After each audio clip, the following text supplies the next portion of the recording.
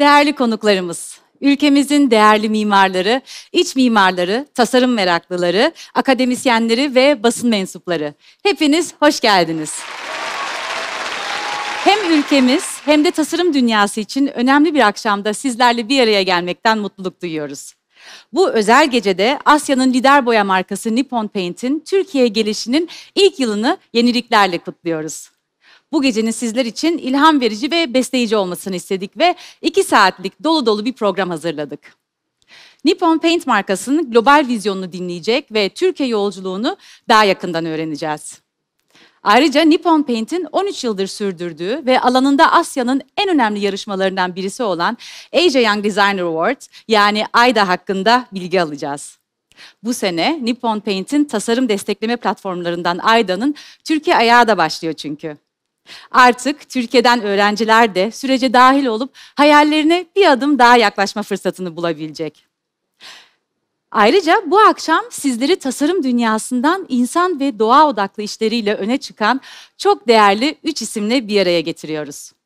Plastique Fantastique'den Yinayang, Marco Canevacci ve SLA'den Rasmus Astrup'un sunumlarını Türkiye'de ilk kez bu gece burada birlikte dinleyeceğiz. Akışa geçmeden önce yapmak istediğim bir iki küçük hatırlatma var size. Yayınımız global konuklarımız da olduğu için 2 dilde gerçekleşecek. Türkçe izlemek için yayın ekranının altındaki Türkçe butonuna, İngilizce izlemek için yine yayın ekranının altındaki İngilizce butonuna basabilirsiniz. Eğer tercüme olmadan izlemek isterseniz orijinal yayın seçeneğinden de takip edebilirsiniz. Son olarak da yayın boyunca değerli görüşlerinizi ve sorularınızı ekranın yanındaki panel bölümünden bize iletirseniz çok memnun olacağız. Evet, değerli konuklar, Nippon Paint'i daha iyi tanımak, dünya devi olarak Türkiye pazarında yaratacağı farkı ve AYDA'yı dinlemek için Nippon Paint, Betek Boya Pazarlamadan Sorumlu Genel Müdür Yardımcısı Arzu Uludağ Elazığ'ı sahneye davet ediyorum.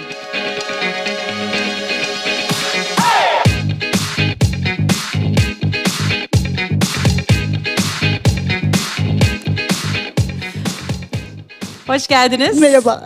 Sahne sizin. Teşekkür ediyorum. Herkese merhaba, herkese iyi akşamlar diliyorum. Ülkemizin değerli mimarları, iç mimarları, basın mensupları, akademisyenler, tasarım meraklıları, çok sevgili öğrenciler ve çok değerli AYDA jürimiz, iç mimarlık ve mimarlık jürimiz. Hepinize hoş geldiniz diyorum.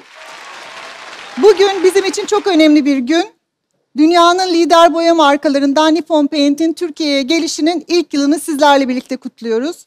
Gönül isterdi ki hep birlikte olalım, yüz yüze olalım, göz göze olalım, aynı salonda bu kutlamayı yapalım. Ama galiba pandeminin uzamasıyla birlikte hepimiz alıştık bu gibi dijital platformlara. Burada da keyfini sonuna kadar çıkaracağımıza eminim. Özgün tasarımcıların destekleyici gücü mottosuyla yola çıkan markamızla mimarların, iç mimarların, tasarımcıların ve yaşam alanlarına özel bir dokunuş katmak isteyenlerin çözüm ortağı olmak için yola çıktık. 1881'de kurulan bugün tam 140 yıllık tecrübesiyle 4 kıtada 27 ülkede 25.000 çalışanı ve 150'den fazla şirketiyle faaliyet gösteren Nippon Paint'in teknolojik gücü ve inovatif yaklaşımıyla insanı odağına alarak geliştirdiği ürünlerini sizlerle buluşturmaktan büyük mutluluk duyuyoruz. Mimarlara, iç mimarlara, tasarımcılara ve tasarımı hayatının önemli bir yerine koyan herkese Nippon Paint ile hayallerindeki projelerini gerçekleştirme yolunda destekleyici güç, kanatları altındaki rüzgar olmak istiyoruz. Asya'nın en büyük boya markası olan ve teknolojisiyle boya sektörüne yön veren, bir renkten çok daha fazlasını sunan, mekanınıza dokular katacak, teknolojisiyle hayatını siz fark etmeden kolaylaştıracak. Yeni markamızla iç ve dış cephe boyaları, efektli boyalar, ahşap uzmanlık serisi, fonksiyonel ürünler ve sağlık kategorisinde ürünler sunuyoruz. Hepsiyle de çok büyük gurur duyuyoruz.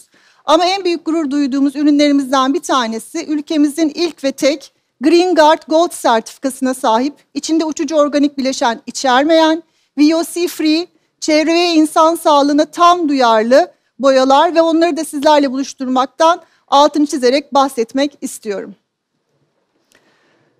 Sizleri bu buluşmadan sonra ürünlerimizi, markamızı, marka hikayemizi daha yakından tanımak için öncelikle sosyal medyalarımıza, web sitelerimize ve tabii ki çok farklı bir deneyim yaşayacağınıza inandığımız teşhir ve satış noktalarımıza davet etmek istiyorum. Bugün kısaca markamızın şöyle bir hissiyatını almak için bir filmimiz var. Onu hep birlikte izleyelim istiyorum. Bir evi tasarlarken önce bir insan çizerim kağıda. Sonra onun hayatta nelerden zevk aldığını, hangi müzikleri dinlediğini, hangi filmleri izlediğini düşünürüm. Yeni cevaplar, yeni tasarımlar doğurur. Bazen duvardaki yeni bir doku, farklı bir boya, mekanda bambaşka bir etki yaratır. Alışıldık sorulara, alışılmadık cevaplar verir. Nippon Paint, evinize harikalar katar. Evet, kısaca bir his verebildiğimizi düşünüyorum. Tabii biz Nippon Paint'te teknolojimiz ve inovasyon DNA'mızla olduğu kadar insan odaklı olmakta da çok büyük gurur duyuyoruz. Faaliyet gösterdiğimiz bütün ülkelerde, bütün coğrafyalarda doğrudan ya da dolaylı olarak daima topluma katkı projeleri gerçekleştirmek en önemli amaçlarımızdan bir tanesi. Markamızın topluma katkı projelerinin başında bugün de sizlerle paylaşacağımız Asya'nın en önemli tasarım destekleme platformlarından Asia Young Designer Awards, yani biz Türkçe şöyle söyleyelim, AYDA geliyor. Nippon Paint Uzak Doğu'da tam 13 yıldır kesintisiz olarak düzenlediği Asia Young Designer Awards bu yıl ilk defa Türkiye'nin de katılımıyla eş zamanlı olarak 16 ülkede düzenleniyor. 13 yılda 35 bin üzerinde öğrencinin katıldığı ve geleceğin tasarımcılarını yetiştirme vizyonuyla gerçekleştirilen bu organizasyonun Türkiye'nin yetenekli tasarımcılarına uluslararası bir dünyanın kapılarını açacağına da inancımız tam. Mimarlık ve iç mimarlık bölümlerindeki öğrencileri kabul ettiğimiz AYDA'da her bir kategorinin ulusal kazananı oluyor. Bu ulusal kazanan ülkesini temsil etmek için global tasarım platformuna, yarışma platformuna gidiyor. Kazandığı bu değeri eğer yeterince kullanırsa global yarışma kazananı oluyor ve inşallah Türkiye'den bir arkadaşımız Asia Young Designer of the Year ünvanıyla Harvard University Graduate School of Design'da, ismi bile güzel, 6 haftalık Design Discovery programına katılma şansını yakalıyor. Mimarlık ve iç mimarlık olmak üzere bu yarışma 2 ayrı kategoride düzenleniyor. Biz Türkiye olarak bu yıl ilk yılımızda her 2 kategoriden de öğrenci başvurularını kabul ediyoruz.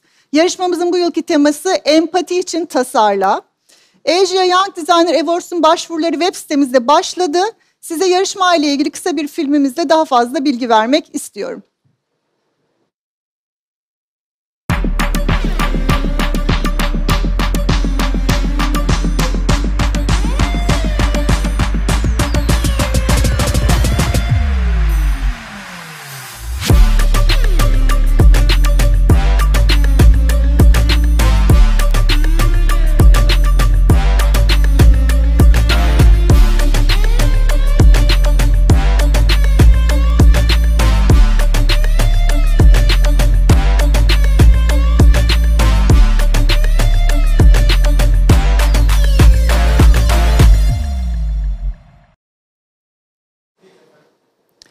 Evet, bu çok heyecan verici projenin, yarışmanın detaylarını hem bizim ulusal web sitelerimizden hem de global web sitemizden takip edebilirsiniz. Detayları öğrenebilirsiniz, hesaplarımızdan gelişmeleri takip edebilirsiniz. Yalnız hepinizden en önemli ricamız bu yarışmaya daha çok öğrencinin Türkiye'den katılması için hepimizin bunun avukatı olması ve etrafında buna dahil olmasını öngördüğü öğrencilerin girmesi için onları cesaretlendirmesi. Bazen arkadaşlarımızın buna ihtiyacı oluyor. Ne kadar çok öğrenciyi haberdar edersek, ne kadar çok öğrencimiz Türkiye finaline girerse o kadar Türkiye'yi temsil edecek projeyi en güzel şekilde birlikte seçeriz jürimizle ve inanıyoruz ki Türkiye'den arkadaşlarımız uluslararası dünyanın kapılarını açmakla ilgili adımlar atarlar. AYDA ile ilgili bilgilerin sonunda ben bu projede proje ortağımız olarak çalışan Arkitera'ya özellikle çok teşekkür etmek istiyorum. Onun yanında birazdan daha detaylı tanıyacağımız çok değerli iç mimarlık ve mimarlık kategorisindeki jüri üyelerimize şimdiden bize ayırdıkları zaman için, ayırdıkları akıl için, ayırdıkları deneyimleri için çok teşekkür ediyorum. Çok minnettarız kendilerine.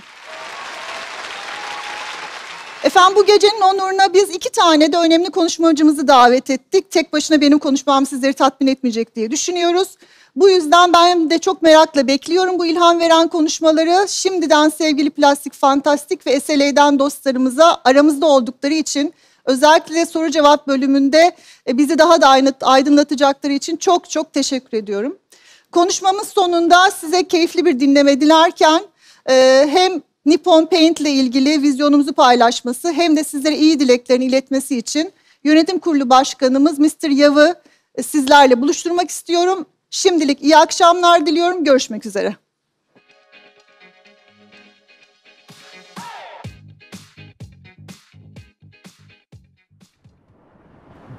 Merhaba Türkiye.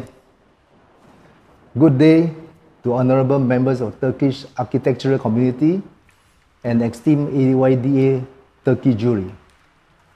First and foremost, I would like to take this opportunity to express my thanks to each and every one of you for taking the time to join us this evening to celebrate 2 special milestones.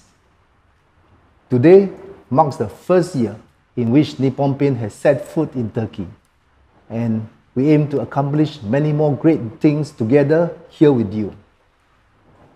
Indeed, I'm honored to be among all of you, especially well-regarded architectural community, to introduce Nippon Paint to professionals and consumers alike.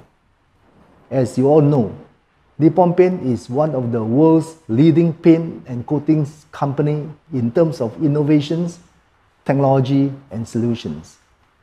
As we continue our journey in this market, we are glad to have representatives from the Turkish community together with us to roll out 2 significant milestones and initiatives: our innovative product line, as well as a flagship CSR initiative.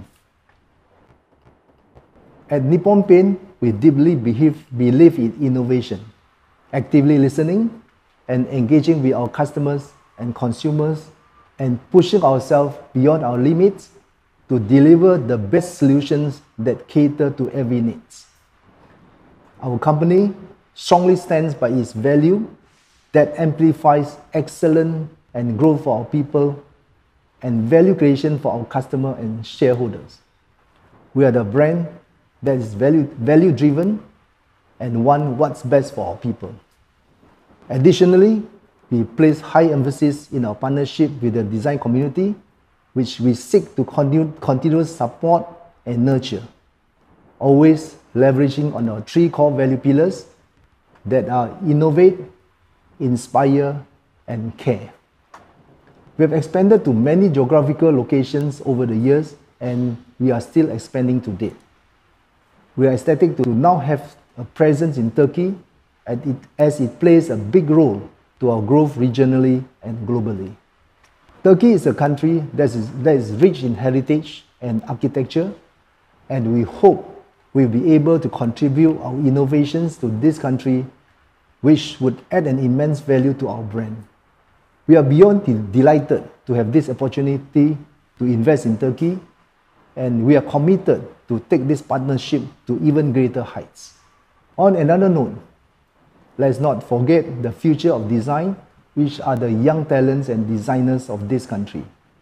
We are pleased to bring the Asia Young Designer Awards, or known as AYDA, which Nippon Paint has organized for the past 13 years in over 15 countries.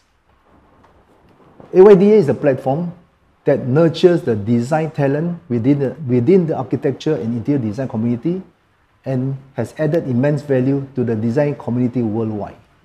It is a once-in-a-lifetime experience to be a part of the AYDA family, and the winners will also stand a chance for an all-expense-paid trip to Design Discovery Program at the Harvard Graduate School of Design in Boston, USA for 6 weeks. Nothing gives me greater pride than this moment as we open the AYDA platform to young Turkish architecture and interior design students to give them an opportunity to showcase and present their innovative ideas to the world. The leading journey is invaluable, not just within the regional young design talents, but also from the experienced industry practitioners from all over Asia. I hope both partnerships we are rolling out today will continue to strengthen our bond in the coming years. Once again, I'm grateful to have had this opportunity to speak with all of you. Hopefully, soon enough, I'll get a chance to be in Turkey to meet and greet all of you personally. Meanwhile, stay safe and enjoy the evening. Thank you.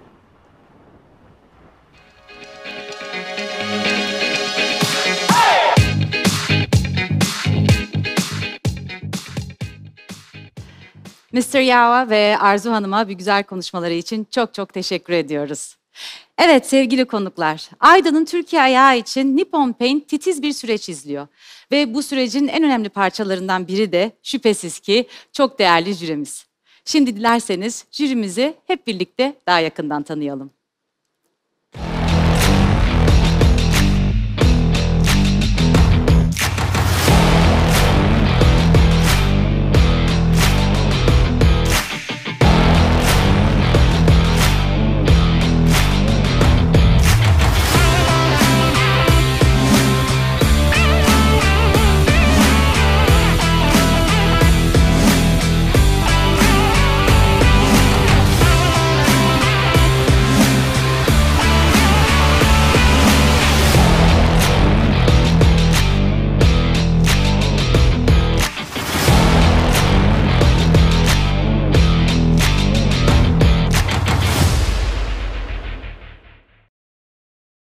Evet, jürimizi de tanıdıktan sonra şimdi hepimize ilham verecek olan ilk konuşmacılarımız Plastique Fantastique'in ortakları mimar Yina Yang ve Marco Canavacci'yi dinleyeceğiz. Yang ve Canavacci'nin ortaklığında başarılı işlere imza atan Plastique Fantastique, mekandan bağımsız, düşük enerji sarfiyatlı, nefes alan, geçici şişme strüktürler kuran performatif bir sanat grubu. Çalışmaları kamusal alanı etkinleştirme, paylaşma ve halkı yaratıcı süreçlere dahil etmek üzerine.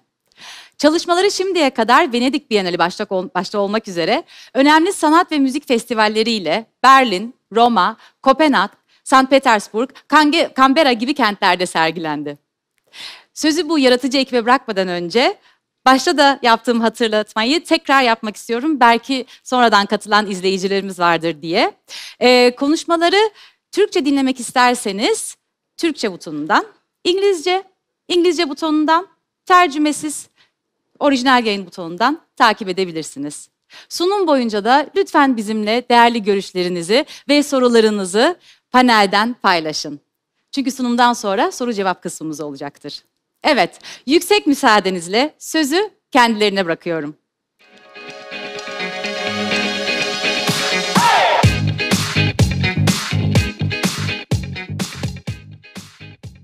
Many thanks for the introduction.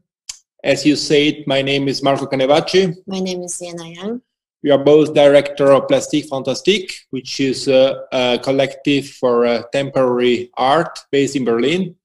And I keep this occasion to congratulate with Nippon Paint for its coming in Turkey. And Nippon Paint is supporting young students, and they launched a competition called Asia Young Designer Awards. And we think that this will be a great opportunity for students in Turkey. And it's also a great opportunity for us to share with you our experience that we had during the past 20 years.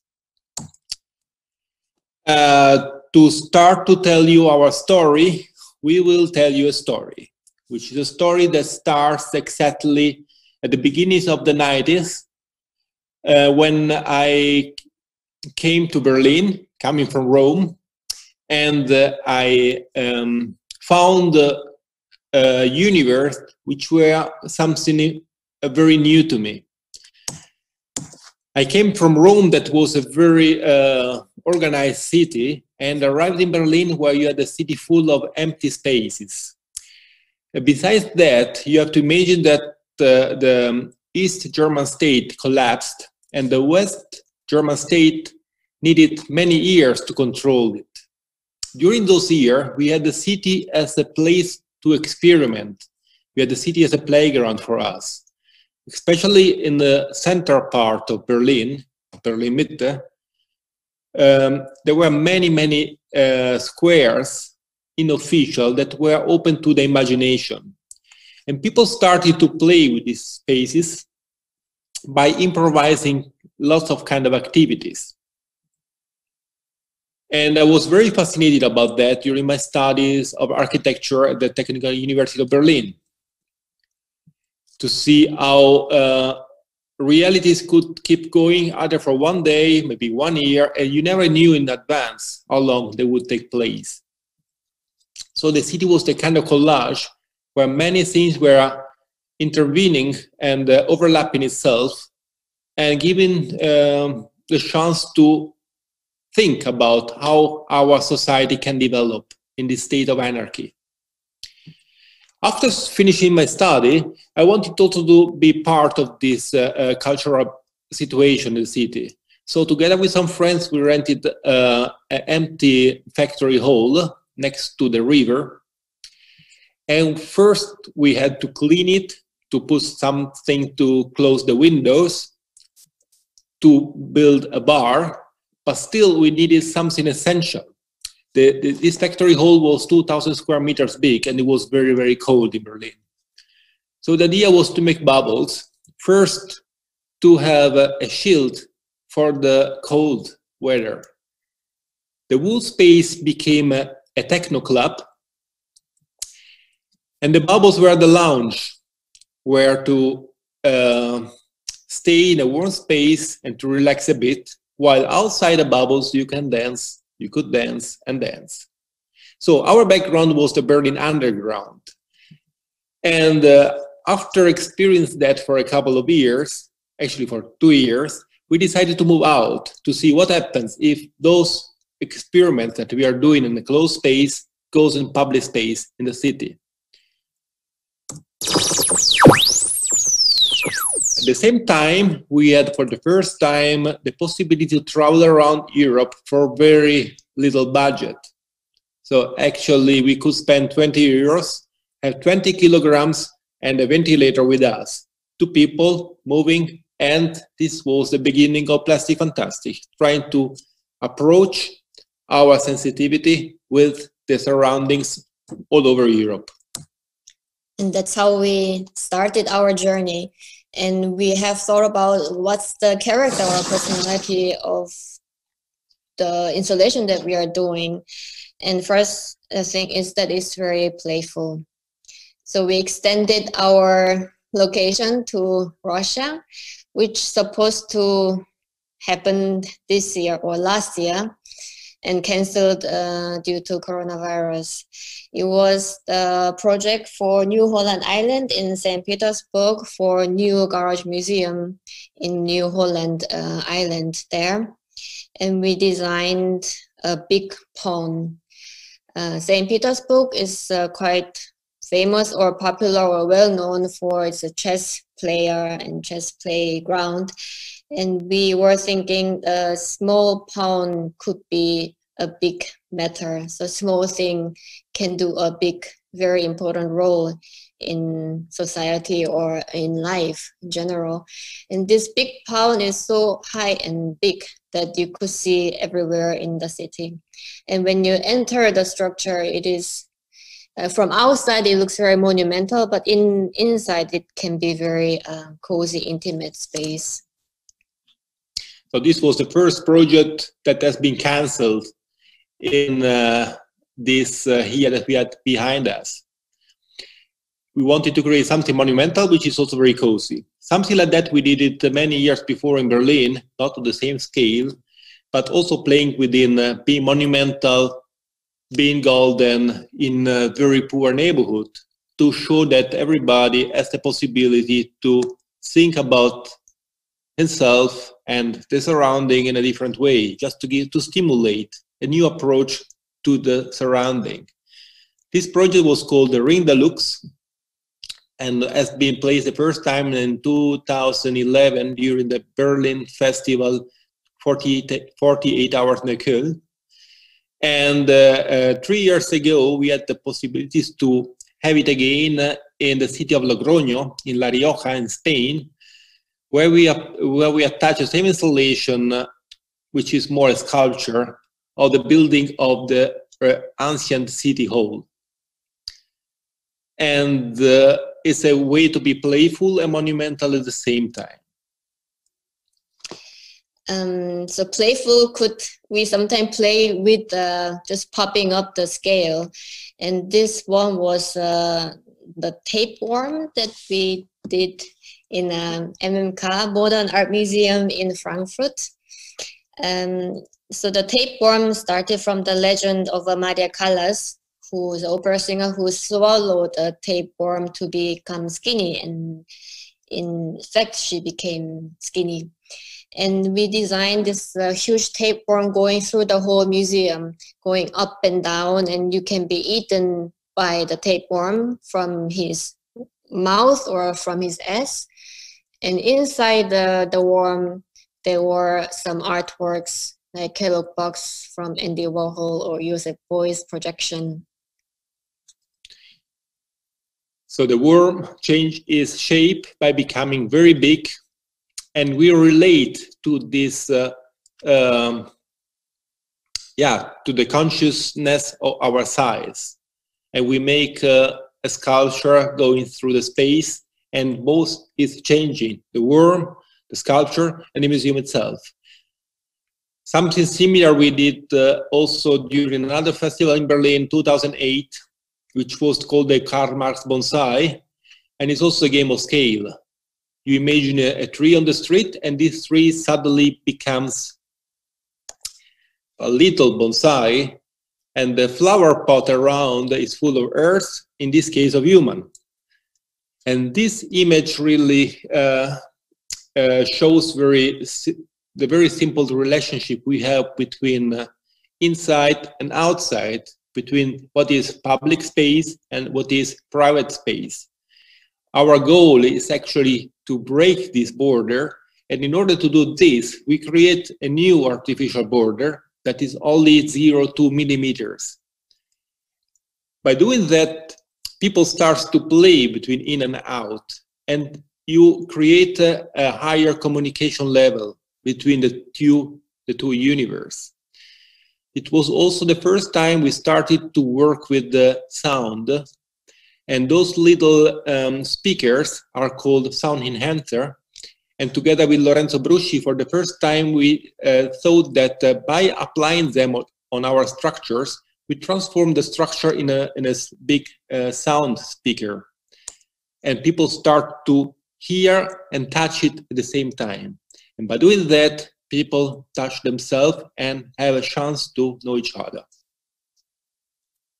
So there's another personality of the bubble is called friction, that it's rubbing itself to the existing environment, so creating physical friction, and at the same time creating emotional friction that is a temporary popping up in the corner of the city, that it's creating friction in your memory or in your mind.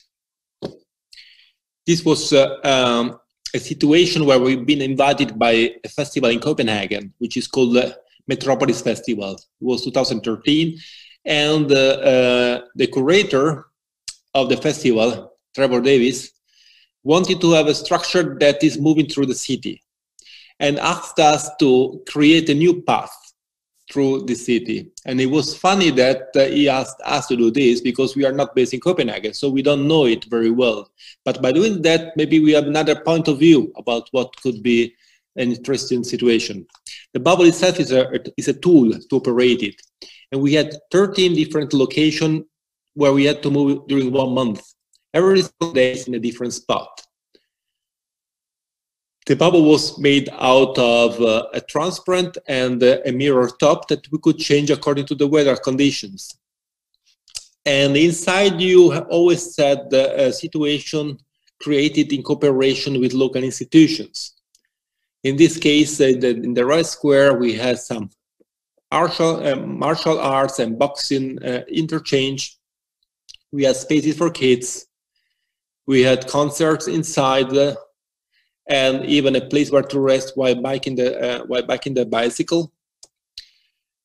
Oh, and the idea was always that we wanted to touch with our bubble the surroundings. In this case, we were squeezing between two climbing walls and talking about astrology, or working with all these industrial structures, having talks, of course, or even being inside a church where suddenly there is this double level of mythology. And at the end, we always work on the same theme, to create this bubble that is creating a border, but also connecting different worlds between inside and outside, and playing itself also in situations where it would be difficult to find this kind of approach, like in front of a supermarket, where you have those constellations that mostly are spread around. And this is also the classic image between the communication that can happen because you have those borders which are breaking and melting within themselves. So that's actually the dilemma or irony that we are constantly deal with or playing with, or this contradiction. This project was in Helsinki, Design Week in Helsinki, that was existing only because there was this statue that we wrapped around. The location was in the very center of Helsinki.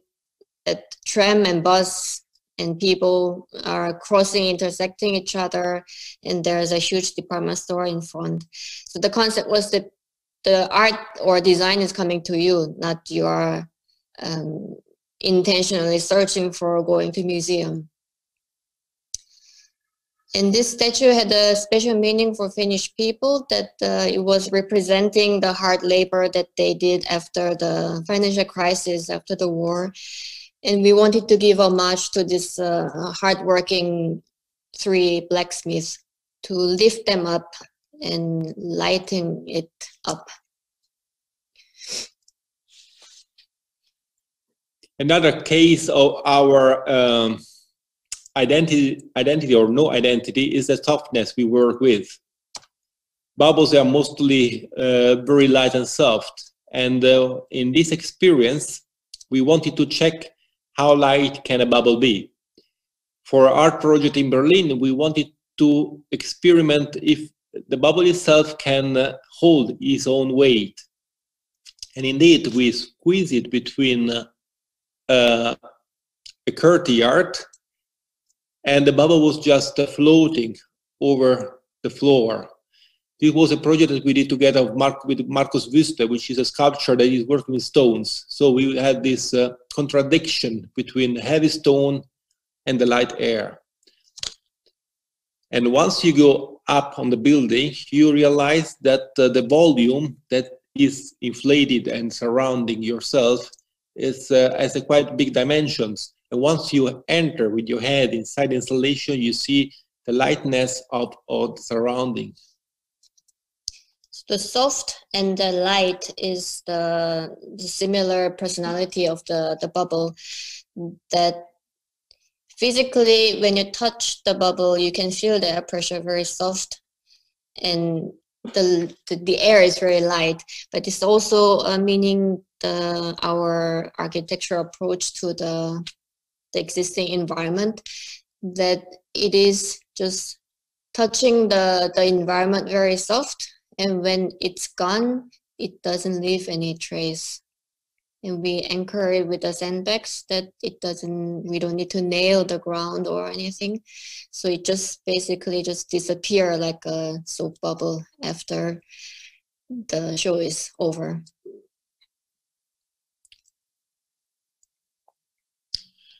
Multi-sensual installations. At the beginning, we always try to work more from an architectonical point of view. After a while, you realize that everything you do can be much more enhanced if you start to work in cooperation with other artists, or also if you expand your knowledge in other directions. Sunderlight was a sound and light sculpture that has been done in cooperation with Marco Barotti, another artist living in Berlin. Once we have been invited to participate to a light festival in West Germany. And we were not really able to think in this direction at the beginning because we never been doing any light art. So we thought to have something very simple running, like a camera filming the sky the whole time. And on the video that you have the sky, you apply one of those 6 basic colors. So the video is always different because of the color and gives you different output that is going to be interpreted by another software and give you sound, the sound of the light that is running at the right moment. And we had this installation in a former music pavilion in the city of Ham that was looking like that. And the installation itself was squeezed in between those columns and leaving no light inside, except that from those columns coming from the interior of the installation, representing those colors, RGB for video and CMYK for print. At the end of those pillars, you always have a subwoofer that is changing regarding the exterior light, and you can feel the sound and the light by touching it and by having your walk through the installation in order to create your personal concert.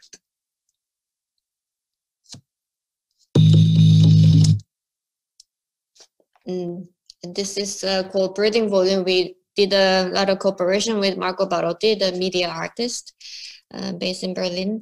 And this one was as if the volume has a life spreading in and out and creating the sound. And the visitors can squeeze themselves through the passage,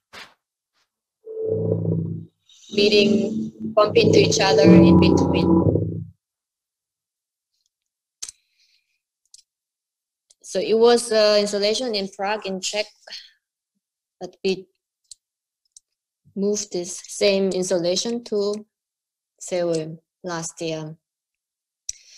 The whole concept of the exhibition was mindfulness, and this was fitting with the meditation, how you prepare yourself with the breathing when you start the meditation. And how you try to compress your thoughts with the ones of the others, which is also a social issue. And the social issues are also part of this next chapter. And I go back to 2015, where you had a very strong migration toward the island of Lampedusa on the south of Italy. And before the big crisis started, I was invited to create an installation for a festival in Berlin. And I wanted to deal with the theme of the immigration, by using the Odyssey of Homer as a starting point. In the Odyssey of Homer, you have the chapter number 5, where Odysseus lost his last boat, all his friends, and he has to swim day and night to reach the shore and save his life. This kind of mythology is something that influenced very much our Western culture. And still we consider the immigrants reaching our shores as something completely different. And I wanted to have this poetry as a statement. So inside this boat that was landing on the airport of Tempelhof, you had the chapter number 5 of the Odyssey in 12 different languages running at the same time. Once you enter the installation, you have the chance to understand the language you prefer and to listen to the story.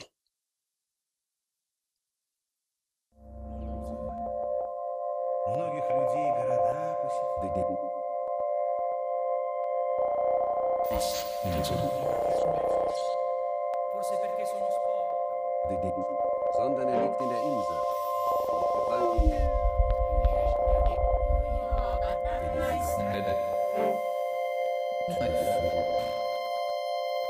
am going to send you away of my own free will. I will also give you clothes. And let me make you immortal.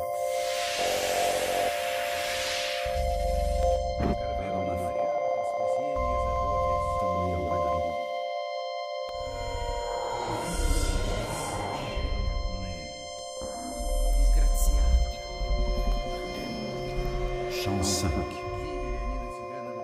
L'aurore sort du lit du vieux Titan pour annoncer aux dieux et aux mortels le retour de la lumière. Hermès, dieu des voyageurs, est chargé par Zeus et Athéna de convaincre Calypso de laisser partir Ulysse. Elle le retient d'un amour qui vient de lui offrir l'immortalité en plus du plaisir sensuel, mais laisse à présent insensé. Και τις καλές πραγμάτιες να αποκτήσεις. Sa femme et son fils Calypso reconnaît Hermès. Les dieux se reconnaissent. Και εκεί στο λαϊκό, το ταπεινό κρεβάτι.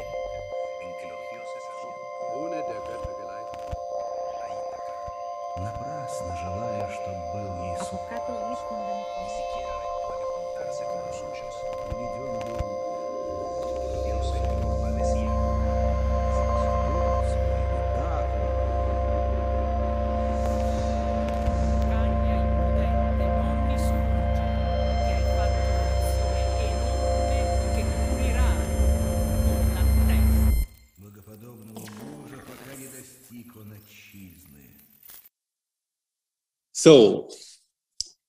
So by this slideshow, we were not actually pushing any political opinion, but somehow giving people to think, giving the idea or platform to think about. And the Right Pill project was in a way similar project. We found this space blanket, emergency blanket material.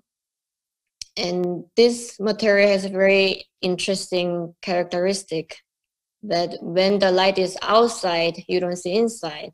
But when the light is inside, you see through.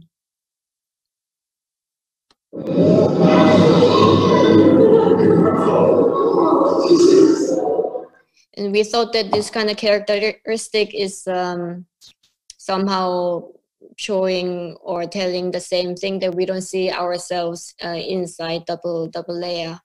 And this space blanket material has been the material for the Viele, the many, the movement, political movement in Berlin or in Germany to support.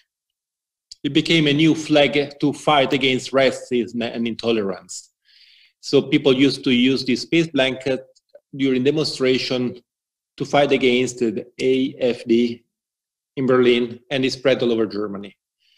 But as Jena said, of course, this way of changing the point of view is quite important, because I really cannot understand as many Italians can be so intolerant when, if they would know their own history, they would know that their own history is made of a lot of immigration.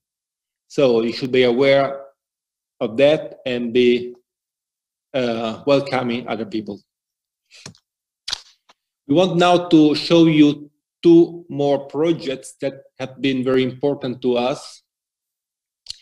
And there are two very different projects that shows our way of working.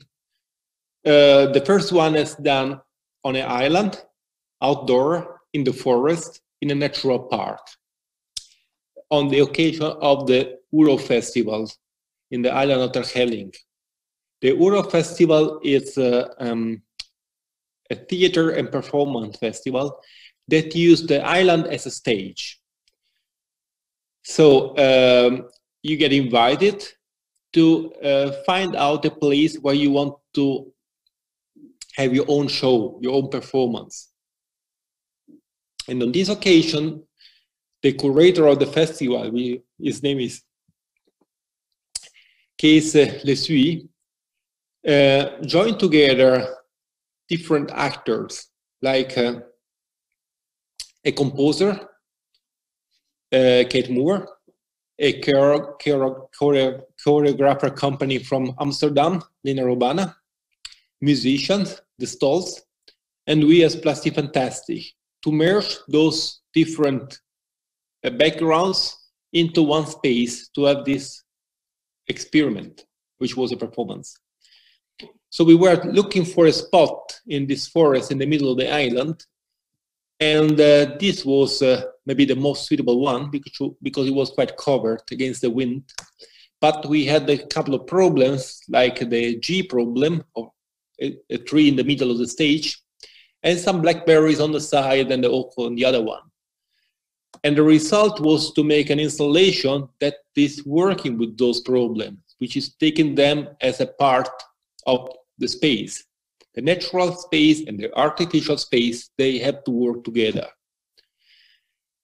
So we had the main stage, a transparent one on your right, a secondary stage which was milky on your left side, and the ring connected them.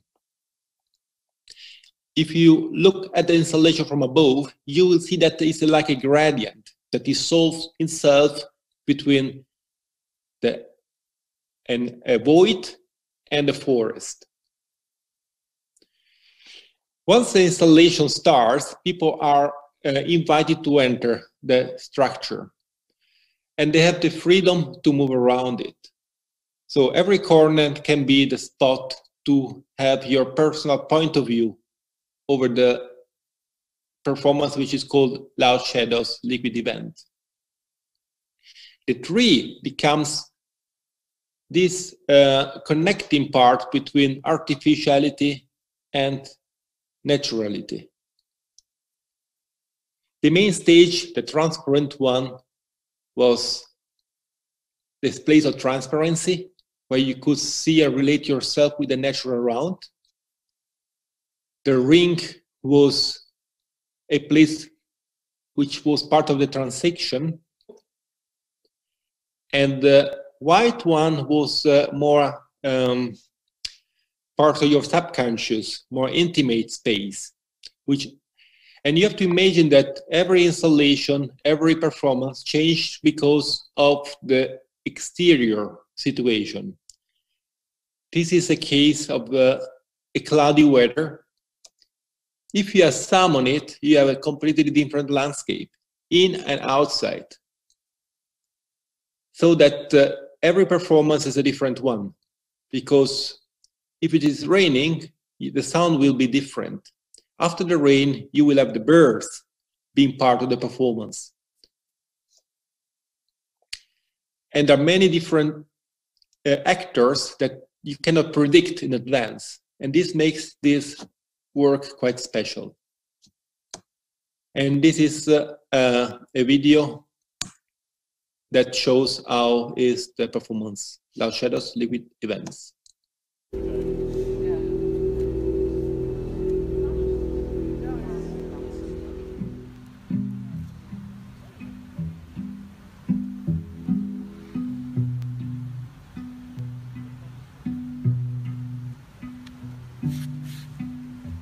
Journeyers over consecutive seasons,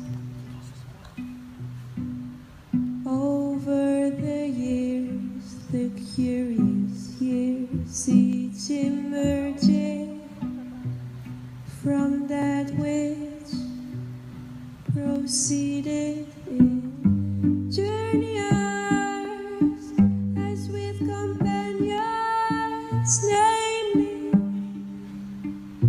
their diverse phases, forth steppers from the latent unrealized baby days.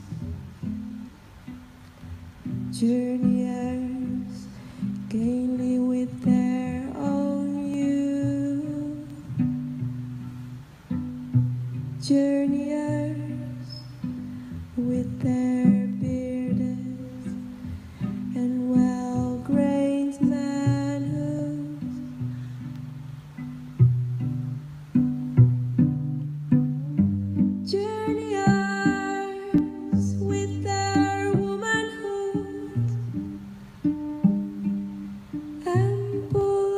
unsurpassed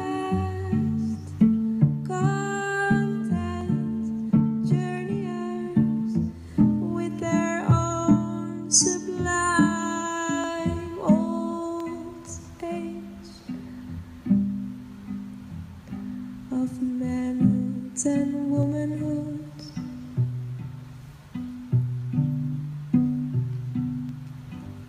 Old age, calm, expanded, brought with the hearty breaths of the universe.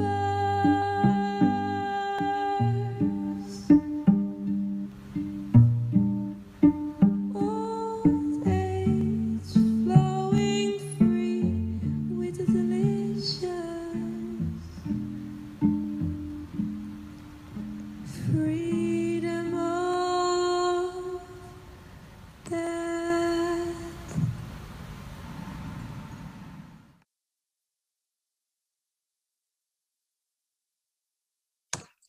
In 2019, we were invited to participate Venice Art Biennale, invited by art director Stelios Kois, who is a Greek architect, who has a Kois Architects office.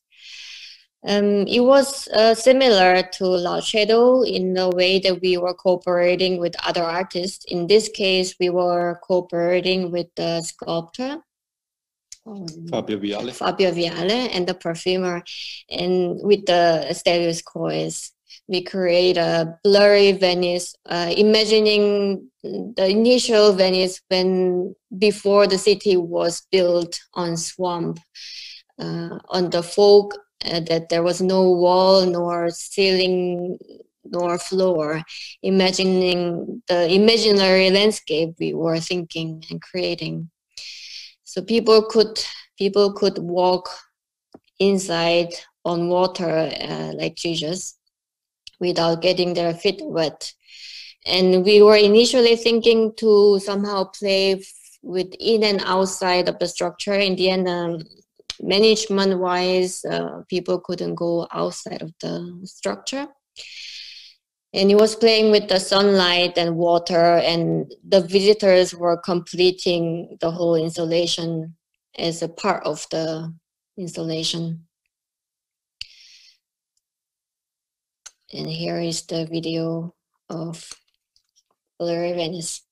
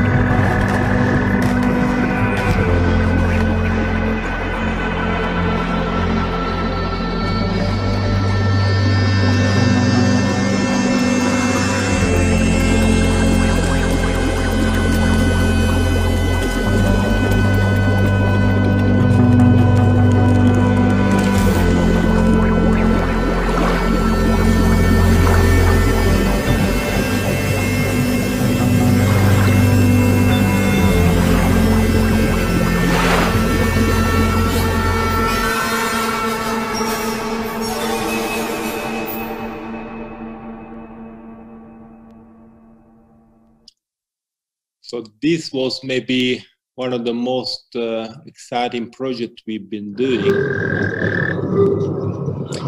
And they started at the beginning of 2019, and they stopped in November 2019.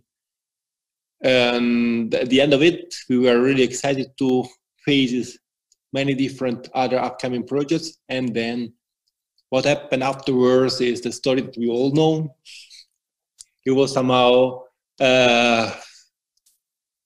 strange, terrific, and but give us also the chance to think a lot about what we are doing, what we are going to do next. So we had a pause and think back what we have done and what we have to do and what we are going to do. But being an Asian living in Europe in the beginning of Corona time, especially I had a trouble walking in the public space. Once I was in the tram, sprayed by a stranger as if he wanted to disinfect me. And it was a little incident, but somehow since then I got a little bit afraid of being in public, and I had to think how I can go back to public space or to the street. And at the same time, on the news, doctors and nurses were lacking personal protective equipment. And we were thinking, you know what we are doing is actually perfect for this time, to protect yourself and the others.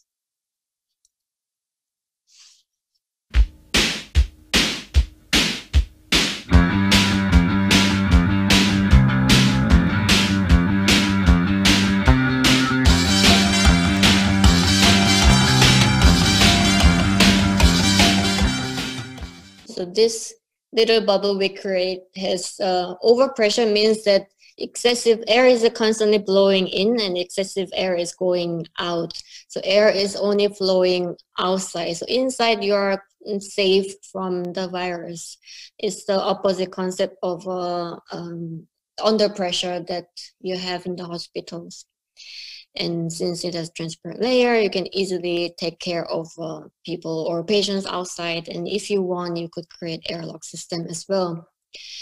And from here, from this medical somehow reason, we developed more performative or art project that started from the hypothesis that what if the situation is opposite, that switching, that not hashtag stay home, but hashtag stay out, because we know in the future the air inside in the house is contaminated, so you have to be outside.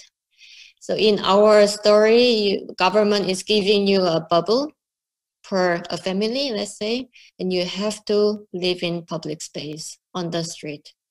You can get electricity from the light pole, and the ventilator can be attached to the light pole that constantly blowing the air from above, which is fresh air.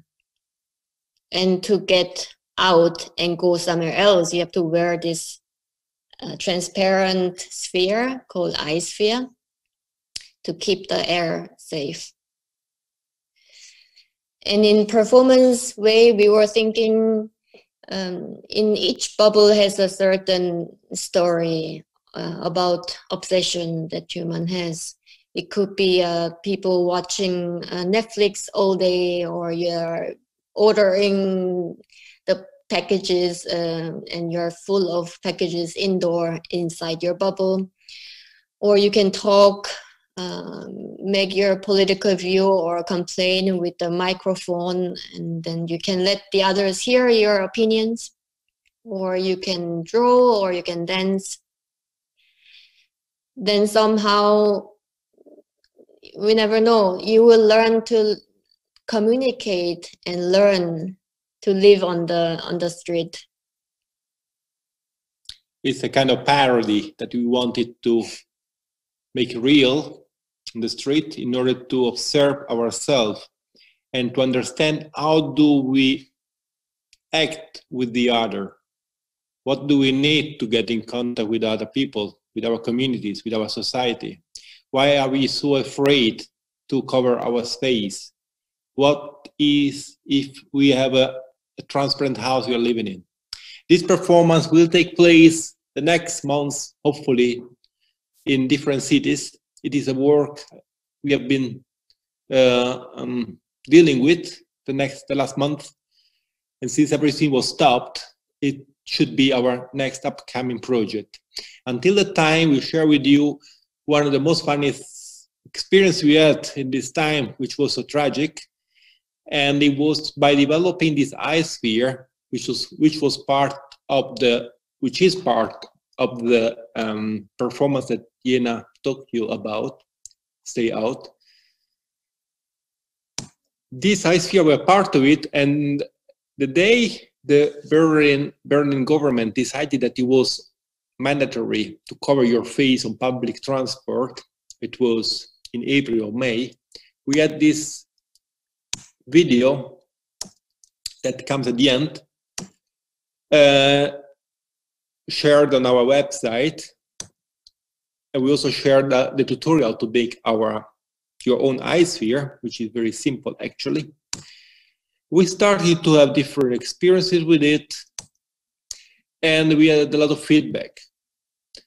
And we were wondering about what does this time makes to us? How do you get isolated? How do you want to share even the air with the person who is next to you? To communicate with stranger people, how these kinds of situations becomes possible. And yeah, because of this, we are still here thinking how to proceed in the next stage and how to make our way of thinking space suitable with the upcoming time. Sehr geehrte Fahrgäste, sehr geehrte Fahrgäste, gemeinsam gegen Corona, Corona, Corona. Abstand halten, Abstand halten, Abstand halten, Mund und Nase bedecken. Pflicht ab Montag.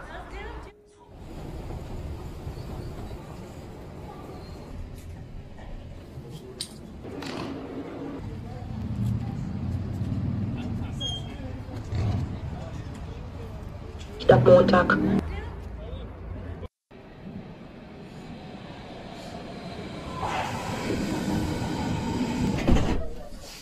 Abstand halten.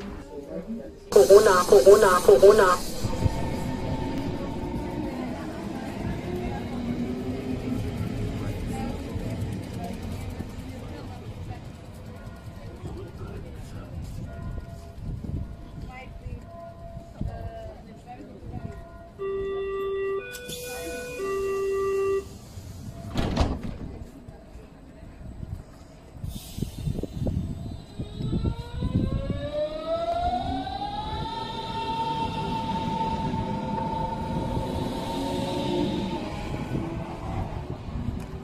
Cut!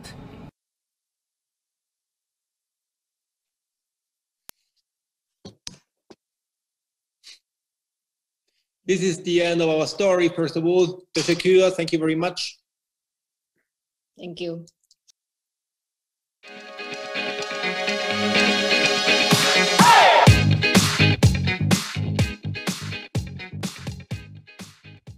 Evet, Yina Yang ve Marco Canavaccia'ya bu ilham verici sunumları için çok çok teşekkür ediyoruz. Ve soru cevap bölümümüze geçiyoruz. Yina, Marco. Hey. Hello. Hey, thank you so much for this wonderful presentation. It was very inspiring. Our audience has a couple of questions for you, if you're ready. Great. Yeah, Right. ready? Okay. Here comes the first question. It's from Ahacan Bahadır, and it goes like this. While describing a design unit as a temporal object, how would you define the causality between attributes such as time, perception, materiality, etc., and the temporality of that unit? Is it possible to draw a line or define a threshold between permanent and temporal? It's actually the blurry line or dilemma that we have to define our work between permanent and temporary. We play with these both subjects. I also think that since personally for me it's very difficult to deal with the theme of permanent installation, we use this approach, this temporary approach, in order to focus on little steps in our life that can influence our perception of reality. So we try to reach our perception of illusion through our installations, and because of this, maybe we can transform a more permanent Temporary. Wonderful. Okay, thank you. Let's move on to our second question then, shall we? How did you manage to balance the natural light to make it comfortable for the visitors? Natural light. You mean the sunlight? I guess so, yes. Well, it depends about the material you use. If you use, for example, a translucent material, as we did in the installation we showed you before, Loud Shadows in the Woods, this material create the light that you receive is very dissolved inside the structure. You may see the shadows of what you have around, but you never have the sunlight directly in your face. At the same time, if you use a transparent material, it is very, very important how you have the sun in your face and how the sun is also creating a very hot bubble you are living in. Yeah. And you should really take care of it because it gets too hot. So either you find a location under the shadow, under the tree, or we find the reflective cover, let's say, to reflect the light. Or we have an installation in winter, like now. Yeah.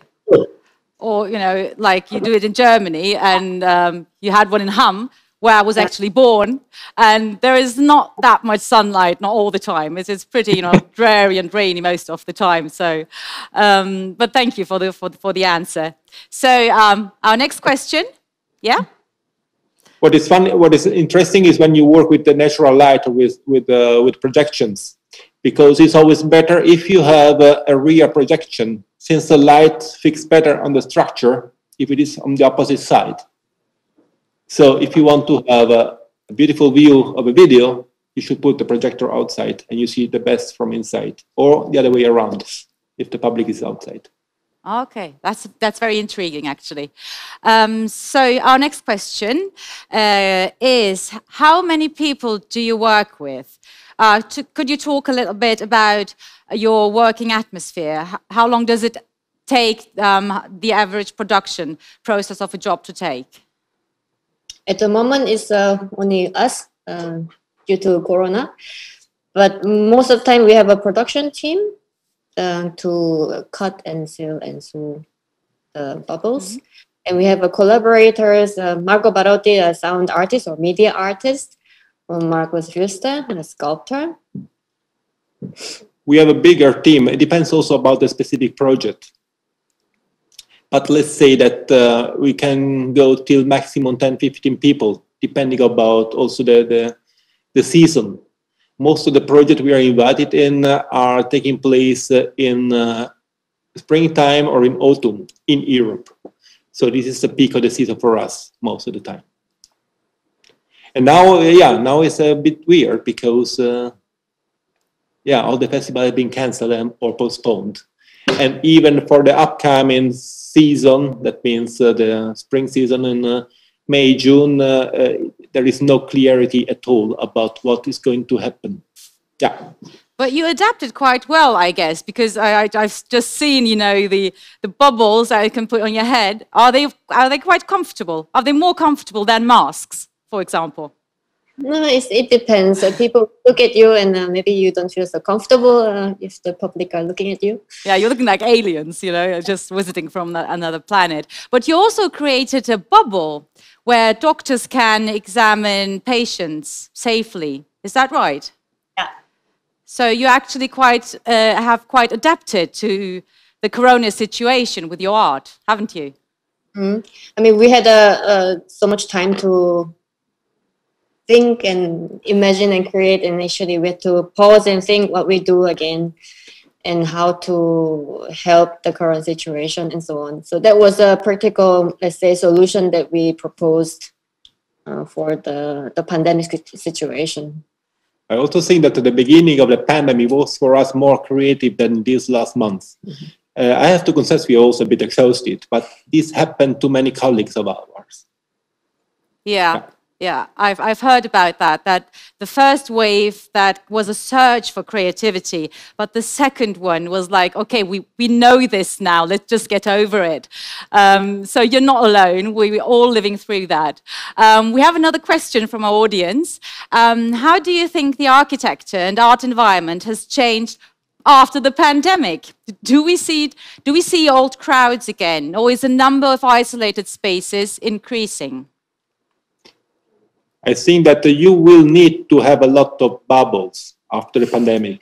And those bubbles should be made of ecological materials. And you have a very good chance if you ask us to do something for that, no?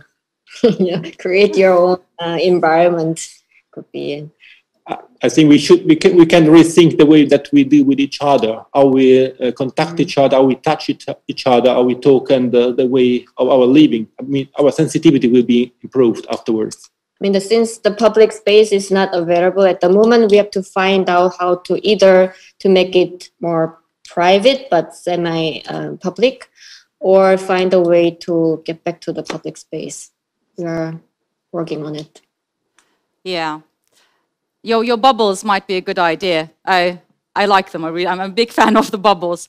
But do you think people will be hesitant to go? I mean, the question was about after the pandemic, but we are still in it right now. But do you gather that after it's all over, hopefully soon, that people might be hesitant to go to exhibitions, or do you think they will be super eager and there will be like an onslaught of people wanting that experience? Well, what do you think will happen? I guess, I mean, if I can imagine, I think people will eager to go somewhere, going to exhibition, go shopping, meet friends, have a party. I mean, personally, I would. I think we miss the physical touch. Yeah. We need to shake hands, give some kisses, embrace someone, and enjoy the worst. These values that we are not having any since a couple of months. Yeah. Yeah. Yeah, I know. It's hard to predict what will happen, but I agree. Everyone is eager to get in contact again. We have a question from our jury, which goes like this. What happens to the material you use when the installation is over? Do you have possibility to reuse and use it for other purposes? Yes, we reuse it as many as possible. We find a similar site-specific location and occasion to reuse our structure. And recently we have recycled our very old structure from Lost Shadow that we made a filament for a 3D printer. We cooperate with Creamet. It's in Switzerland. Publicity? Propaganda? There's an institution in Switzerland. And we can 3D print anything with this filament. And we just got it yesterday, and we are looking forward to test it. We have been looking for this kind of solution since a lot of time. And the idea to process our inflatable structures in something more solid and also more permanent is our next step. Wonderful. Our last question for you is this, and I'm very curious about it myself. Do you have any plans for an installation in Turkey? We want to come. Yeah, you should. Do you have any plans, any concrete plans, any offers, anything, on the horizon that you could share with us? Our project Stay Out, actually, I think is suitable for many occasions. It reflects the way that we interact with each other. How can we restart to talk with each other, to touch each other, how we present ourselves in front of the public? It deals with a topic of obsession, and this is we can apply this Stay Out project to many different cities, and we would like to cooperate with the local performers to do that. This would be the best start. Would be a good way to reflect our current situation in our mind and thoughts, or your mind and thoughts, and showing in public space in Turkey. This is what we are working right now. Normally, we get invited. We have a beautiful site inspection. We know the place. We try to understand the sensibility of the space together with you. And we develop a project starting from this point. So first we have to meet. But since we cannot fly now, you have to wait a little bit. Okay. We'll be waiting excitedly for you to come and hopefully to see your wonderful project here in Turkey as well.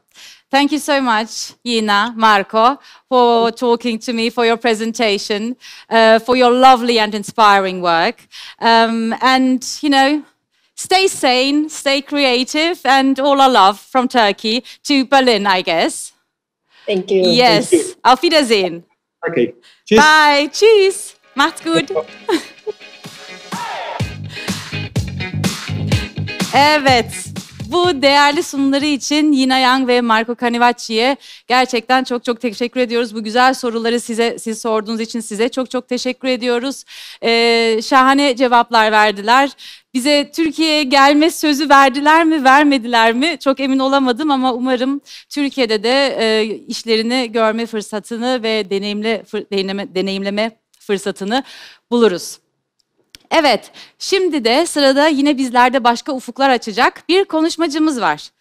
Rasmus Astrup. İskandinavya'nın önde gelen peyzaj mimarlığı, kentsel tasarım ve mimarlık stüdyolarından biri olan SLA'nın ortağı ve proje direktörü.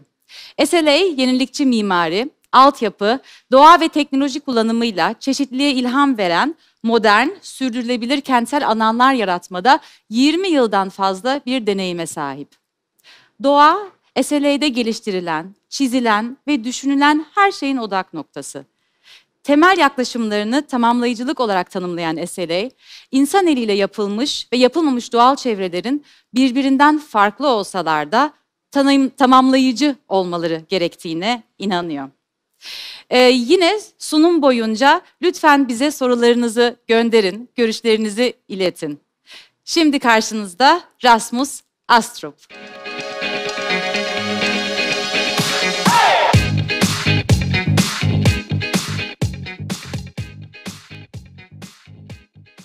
First of all, thank you for that kind introduction. And I would also like to start by saying that the Asia Young Designer Awards is an excellent opportunity for young people to get one step closer to their dreams and improve their education, but also to give them a voice to improve the rest of us, to improve the future generations. And I really would like to thank Nippon Paint, which I understand has been sponsoring this event, and also for them for presenting this program, which my understanding is that it has a legacy of 13 years globally, and now it's coming to Turkish university students. So thank you for that.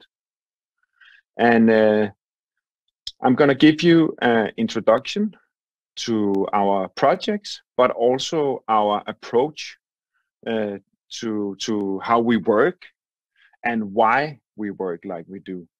So one of the first things that people recognize that we are working with in SLA is nature. And nature is very complex. Nature is very rich, and nature is very important for people. A lot of people look at nature like this. You look at the sky, you look at the crown of the trees, and you feel comfortable. But actually, a lot of nature is not visible to the eye. It's happening underground. And it shows the complexity and the awareness, but also the thing that can amaze you when you start to study nature. And we feel very amazed and inspired by it here in SLA. So this is an example of the roots you saw before on the drawing.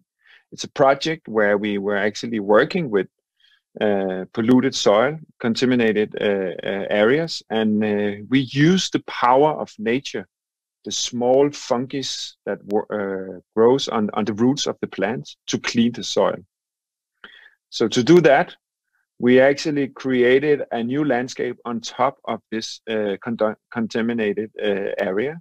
We added a new layer of nature, new nature, so people could actually start to use this area, feel safe and comfortable, but it was all planted on top of something else. And this is a general thing that is happening because we are creating things on top of something else here in the firm because it's often on top of buildings, it's on top of other elements like that. But I'm going to give you an introduction on how we approach it because it is what we call new nature. This is a picture I took last weekend. It's my son and my dog, and we are investigating again the roots. It's some trees, and they have been turned around by heavy wind, but they're still growing because the roots are so strong. So again, it represents the power of nature. It also represents, when you look at it, that it might look very chaotic when you see this picture, but there's no waste in this picture. It's not garbage. It's all nature. It all has a purpose, even though the tree was turned over by the wind. That is something we find very impressive. So we try to mimic that. We cannot make real nature. We make new nature. And here you see a project for one of the biggest pharmaceutical companies in the world. It's the leading pharmaceutical company within diabetes medicine. It's called Novo Nordisk. And their international headquarters is based here in Denmark. And for that company, we actually kickstarted some of those processes you saw before. So this is a dead tree from their international headquarters because we saw it as a value, a brand value for a big international firm to kind of frame themselves in this new nature approach, to frame themselves in a statement about biodiversity, and to frame themselves in a statement about sustainability. You can see how they used to be. It's all gray in the surroundings. This is all how it was before. And then we came in. What you cannot see is that there's actually 400 cars parked under here. So it's also a new hierarchy for the business district, that we prioritize nature and human beings before cars. So the inspiration, as I said, comes from nature itself, the real nature. And in nature, a lot of things happens all the time. It's kind of chaotic, like you saw on the picture before with the dog, my dog and my son. And here you can see how small trees become bigger and bigger, and they die, and they generate soil for the next generation. But in reality, it's mega chaotic. Things get flooded, there are sometimes fires and stuff, but nature always gets back. It heals itself, unless we do this too drastic climate change influences. But besides from that, there has always been this kind of chaos, a beautiful chaos in nature. So all these dead trees has a value. So in this project, you can see how we have tried to imitate nature. We have planted small trees, big trees, because we are kickstarting this circuit. And within these new planted trees, there is also placed dead trees, because dead trees is important for biodiversity. You need them to support mosses, insects, and so on. So it's really important to give a client an insight of this complexity that we understand nature is. And it's also important for us to explain to the client that they need to celebrate it. So how can you do that? Well, you can do that by making them all these nice diagrams, show them the beautiful pictures, but you also have to do it in reality. So this is an example from this office where I'm sitting right now, where we actually planted the trees. We had already been down to the nursery. We had hand selected all the trees, and then we knew how high they were, how big they were in the crown diameter. And then we made a model of all those trees, and we planted them in around the buildings, because we need to understand the experience, the aesthetical experience, the spatial experience. So on top of that biological layer, there is an aesthetical layer that we really care a lot about, and it's deeply embedded in our DNA in this office. So that is one thing. Then I mentioned before, you need to sell kind of that idea to the client. How can you do that? The client, to begin with, didn't ask for biodiversity, didn't ask for all the sustainable approaches we brought. They wanted to be sustainable, but they didn't know at what level and what prioritizations they had to make. So we said, well, maybe you should consider this nature park or this landscape as something else than just a park. Maybe it's actually part of your building. It's an outdoor space, because they used to pay a lot of expensive consultants to do these brainstorm rooms where people got in and you know, you put posters on the wall and everybody become mega creative. But in reality, I personally had my best ideas on my bike, in a morning run, or as soon as I leave this lecture, I'm going to remember something when I go outside that I wish I had said. Because when you go outside, you are more informal, you are more free. So it's important for your mind. So we actually said, well, that outdoor space for you is the most important. And for this company, it is important because there's such a competitive market, the biomedicine. So they really had to be competitive.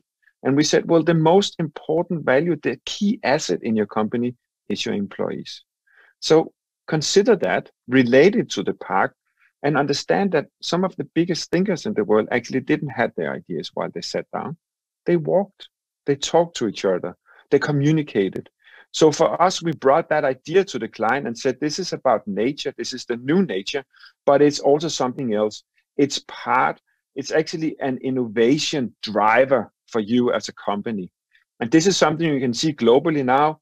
We actually honestly did this project before Apple and Google started all these green campuses, but it is an old idea from, if you go to Asian hospitals, to like old hospitals, old universities, there's always been this link between the outdoor space and the indoor space. And this is something that we see globally now as something very important. So what is it again? To dive into it, the daily journey from A to B is this. Suddenly you can hear bird sounds. You can actually feel that you calm down. You can smell the pine trees. So this journey was a very important driver for our design. You can see here the topography is made. So we painted the paths on top of the topography. We even put trees in the middle of the path so you can walk with your iPhone without hitting the trees. You need to sense nature. You need to sense each other. And that is why it's so popular for walk and talks. So that's something that is important globally. We think that we can actually heal people and also heal cities. We need, and especially now, we've all been through a very hard pandemic and lockdown, and we are still in it, but we need healthy cities, and healthy cities bring healthy people. So this is another example of our approach and what we believe it brings of good to other people. It's a nurse from a hospital we did here in Copenhagen. She's on her way to do a surgery. I took this picture, and she's actually just crossing a regular parking lot. But while she do that, she's crossing a space that is giving her a feeling of nature. You can sense yourself when you walk there. You calm down, the temperature drops. You can feel the air is a little fresher. And I would rather have assistance from her in the surgery than I would have it from a nurse that just crossed a normal parking lot, where it's heated up from the black asphalt and the cars. So of course it contributes to her in that hospital. It also contributes to all the people that also work there, but importantly, it also contributes to the people that is there because they are ill. So the patients, of course, is a key here.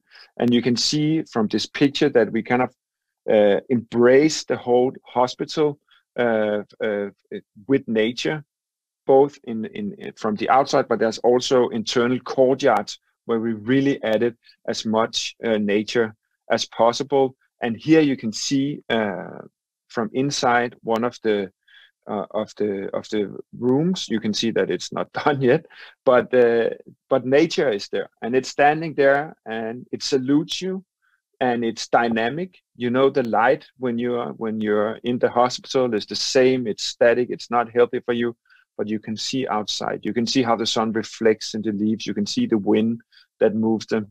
And we believe that that is very healthy and supporting the people. They will heal faster when they are in the hospital. And then this little picture that I'm very proud of, it's one of my dear colleagues that 2 years ago gave birth on that hospital and still had the power on her way there to send me this picture because she knew how much I love the picture of the nurse. So also for our internal colleagues here, they also benefit from the nature at that hospital. I really love this picture. Anyway, we also do it to support students. This is a campus in Copenhagen where you can see the daily ride on the bicycles. Everybody's bicycling here, and especially students in Copenhagen. They also get a joy out of the city nature, as we call it. And it's surrounding them. It's bringing them comfortable outdoor spaces. It's bringing them places where they can think informally because, yes, it's very important that the guys that works at Novo Nordisk, they get a break and they can think big thoughts and drive innovation, but it surely is equally important that the students gets it. So that is why we are also proud of this project. And another thing I would like to say about this project is that it's also an introduction to how we work, because this was a campus, but it was placed so centrally in Copenhagen. So we also had to ask ourselves a bigger question, similar to the previous project you saw, that it was a nature park for the employees, but suddenly it was also an outdoor space and innovation lab. You could say the same for this campus because it works for the students, but it's also a location in the city where we need to make a larger generosity. And the generosity that was needed here was connectivity. So we needed this path you can see up here is actually supporting it's combining two very important connections in the heart of Copenhagen. So this thing about what is the bigger gesture, and here it is both to create a destination, but it's definitely also connections. So this thing that the campus is a gift to the surrounding adjacent communities, it's actually supporting and adapted into those areas and used by other than just students is really a joy to explore. And you can dive even further down. You can say that this bridge that you saw before is also kind of an element. It's like a big furniture in the project. There's benches on it. It's like a cool feature. Kids love to go there. So it's not just a bridge, it's something else. And we really always love to deal with things like that. As another example, here you see a bridge we did in Sweden, where we were just, a bridge means literally to solve an obstacle so you can cross from A to B. It's like the meaning of the word, but we said, no, again, let's make it into a furniture. So this is an example, again, how you can use your thinking to say, what is the bigger generosity here? And here it was to stand on the bridge in the middle of it, because it was actually a cool spot, great view, nice sun. So we turn it into something else than just passing, and it works. People are actually hanging out on the bridge. You can see here, because there's a very tall building next to it. And unfortunately, it brings a lot of shadow, but we discovered that on the bridge, there's a lot of sun. So it became the perfect spot to sit and relax. So this is just another example of the bigger generosity in a project. And of course, cost is something you need to consider. It's very easy to be generous if you have no budget limits, but there is always budget limits. So materials is a key here. That is often where the clients try to reduce cost, and because they have a budget, which is completely fair. So we take a lot of pride to really investigate materials and make smart solutions. This is me. It's some years ago with I thought at that time, very cool mustache, but this is not the point here. The point is that this element that I'm standing is the the key element for the bridge. It's something from the industrial world, and you're using it to sort corn from big farm industries. So it was super cheap. So we just used that and then put it together and framed the whole bridge construction in that material. So it's kind of on terms of the material. The material was equally important as the design, the geometry itself, because when you put two of these materials in front of each other, it makes this mirror effect. It makes a new pattern from every angle, and it reflects the light. But all in all, it's cheap industrial areas. We just wanted to make it really raw, but play with the light again, so it became part of the design. And this is really something we do here. This is another example of materiality approach. This is glass. It came from an island it's called Bornholm, and they had a lot of leftover glass. And we said, let's turn that instead of it's garbage, let's turn it into a resource. So there we actually invented a new type of asphalt, where the glue you use in asphalt is called bitumen, and it's always black, but there is a transparent one, and we use that. So this is a new type of asphalt that both have a very unique light reflection, but it's also having a gradient of glass in the asphalt. So it's just an example. We even did, as you can see here, retaining walls and gravel path. So we took that material that was a waste and turned it into a very poetic resource, and it had a local meaning because there's a lot of glass artists on the island. So it's also dealing with the identity of that place, and this is something we really like to dive into. This is one of our latest materials that I also think represents our approach. It's soil, maybe the most cool material in the world, because soil is a key to success if we want to solve the crisis we are in right now in terms of both biodiversity and CO2. So soil is something we need to care about. And this is a project, the thing you see here that is lit up is a soil wall. It's currently just started the construction. So here we studied how to use soil as a building material. And of course, when you push the limit like that, there is constantly some requirements that is difficult, because it has to be a engineering, it has to be approved technically, insurance wise, and so on. But we don't give up.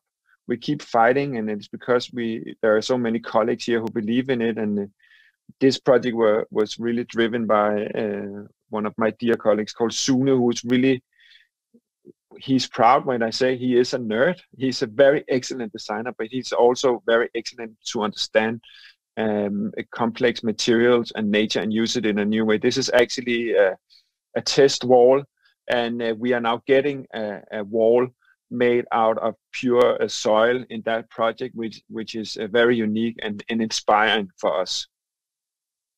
Another example of materials is this one. It's a project previously inaugurated, and here it's asphalt. This is a project that represents the power of nature, the forces within it, and you can see here that this is about water flow. It's about how topography and wind influence.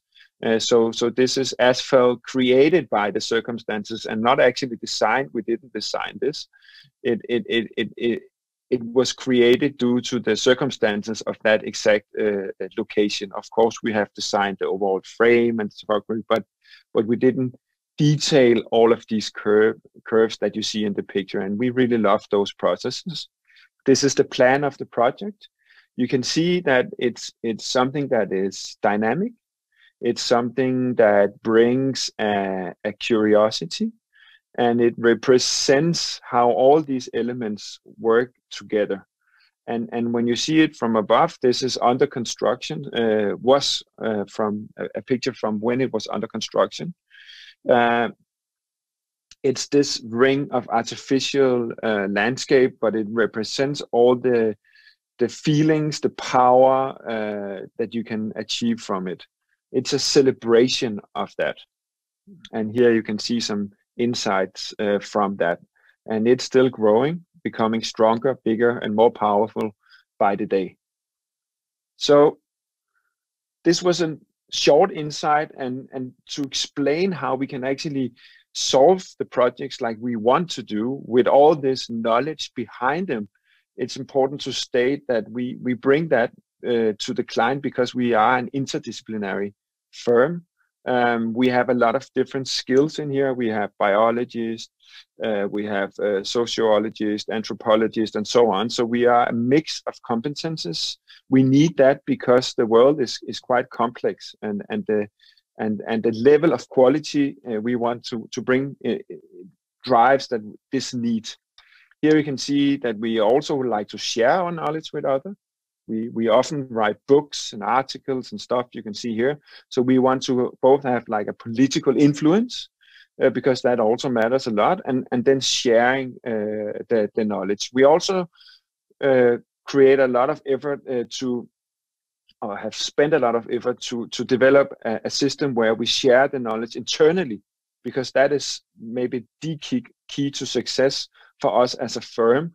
So this is me who printed some knowledge. I was going to a project a meeting with a client, and I needed some background info from other relevant projects on social interaction. So I printed these knowledge sharing. So every time we gain knowledge, we also care internally here in our office to make a contribution to share it with your colleagues. So when I was going to this client meeting, I could take the knowledge from this project, which is a big social affordable housing project in Copenhagen. This one from Aarhus, the second largest city in Denmark, where we really changed the whole identity for affordable housing, a challenged affordable housing district into something positive. And then I brought that to Detroit, where we are currently working with a project for around graduate 8 Mile district, which is it's called, where this city that went bankrupt. So obviously there is a lot of it's a different level of challenges, but it's still a lot of things to share in the level of knowledge. So we can bring some of our knowledge to Detroit, but we can definitely also bring so much knowledge from Detroit and back to Denmark. So in all levels, innovation or development or design is always driven by knowledge sharing. So this is something that we care about. Another example of knowledge sharing is this book. This is a book that took us 1 year. We work in the Middle East, and we have been working there for 5 years. And we have primarily focused on UAE.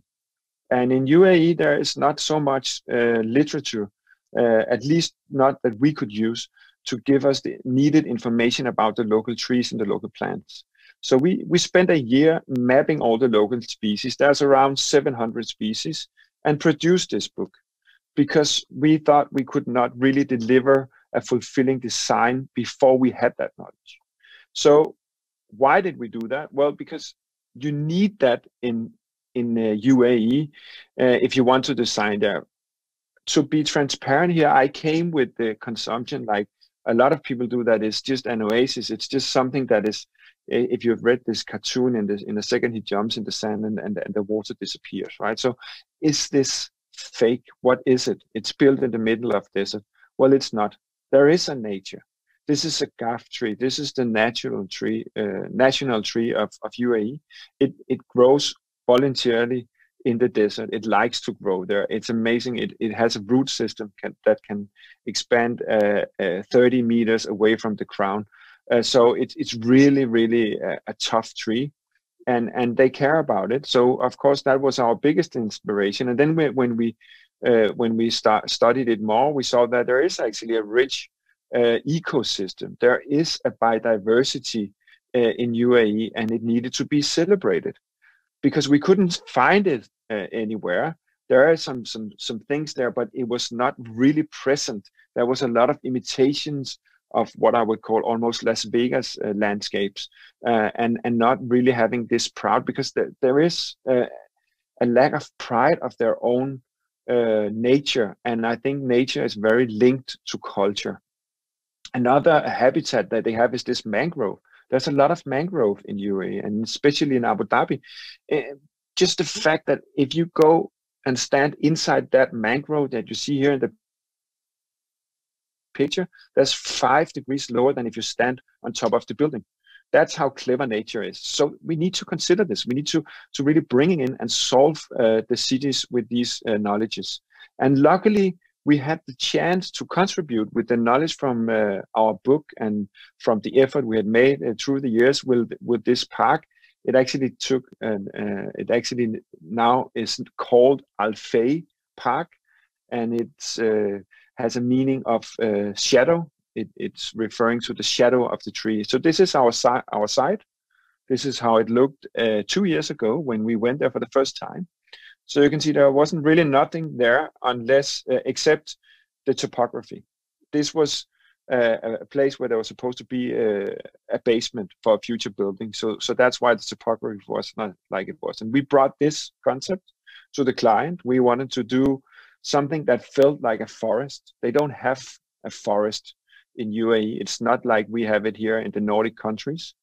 They have more like monoculture. They have dense areas with trees in them, but it's not as rich in variation as here in the Nordic countries. But the feeling is the same. So we took that knowledge from our book. We said, okay, we need to mix what we know is there. We also need to respect that the palm tree needs to be there because it's culturally meaningful. But let's reduce the amount of palm trees because they drink a lot of water. Let's bring more of those gaff trees. They almost don't need any water. And then try to imitate the habitats, because then you can actually, over time, let nature take care of itself. So our whole approach for this was to imitate, again, nature as much as possible, respecting that this is artificial, it's city nature. But by doing that, we can really benefit from all the other things. We can, there is a lot of air pollution, there is dust, there's a lot of dust from the sand, you know, there it can cool down the climate. So all these benefits, which is called ecosystem services that is surrounding this plantation, is what we got out of it. So to do that, you can see here how we had to go to the desert. It's actually in the middle of the desert where you have to find these gaff trees. They're not standing there artificially. It is a nursery.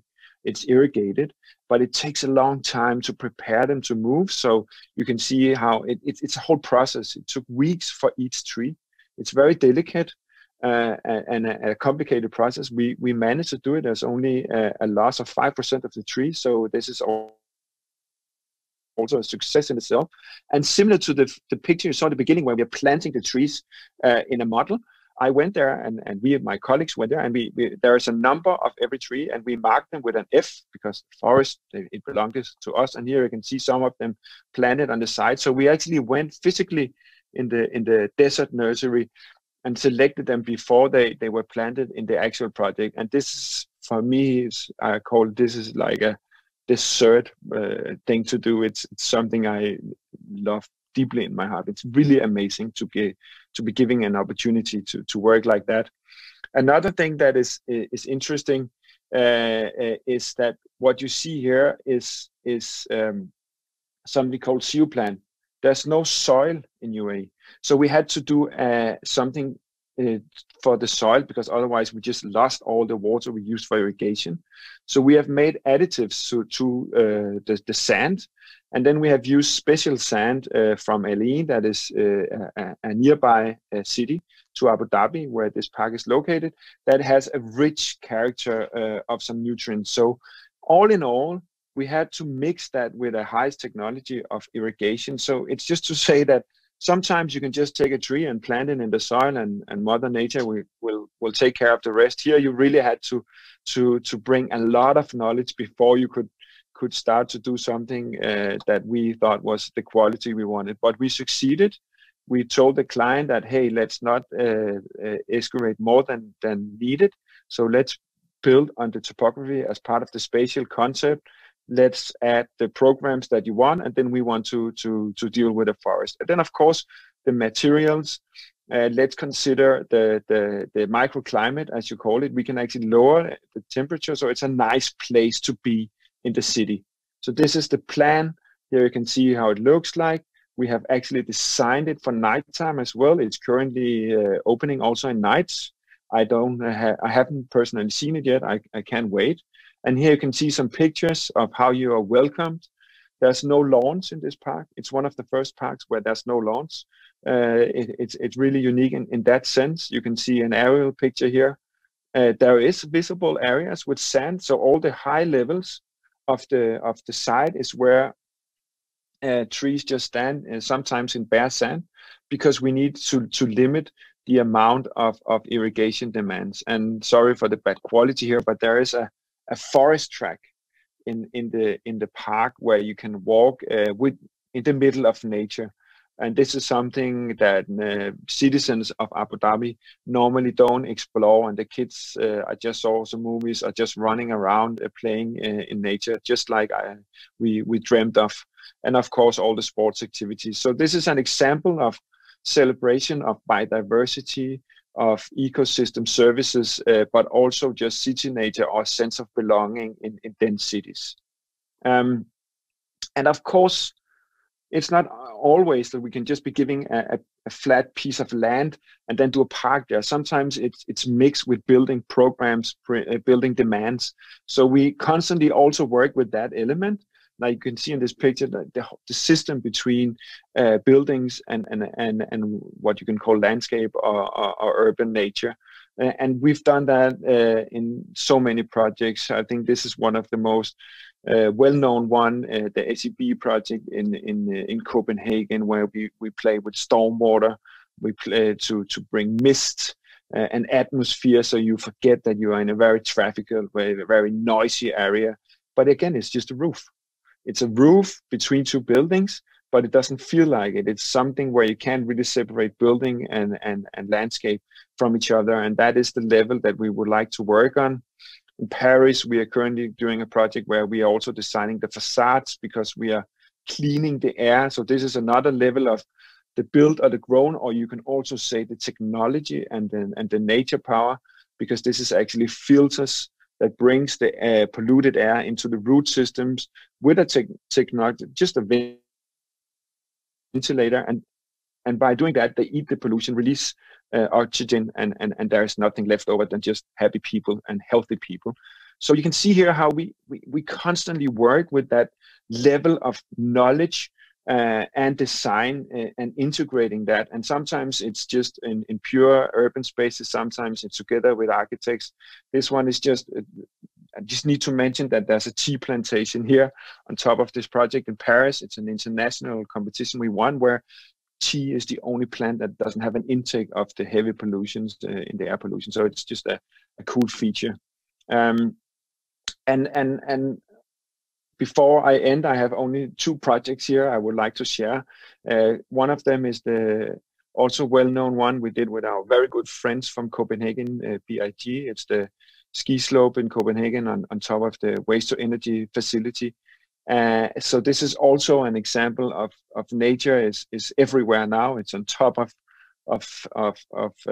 buildings. It's on top of a waste-to-energy facility. It's sometimes on top of malls and so on.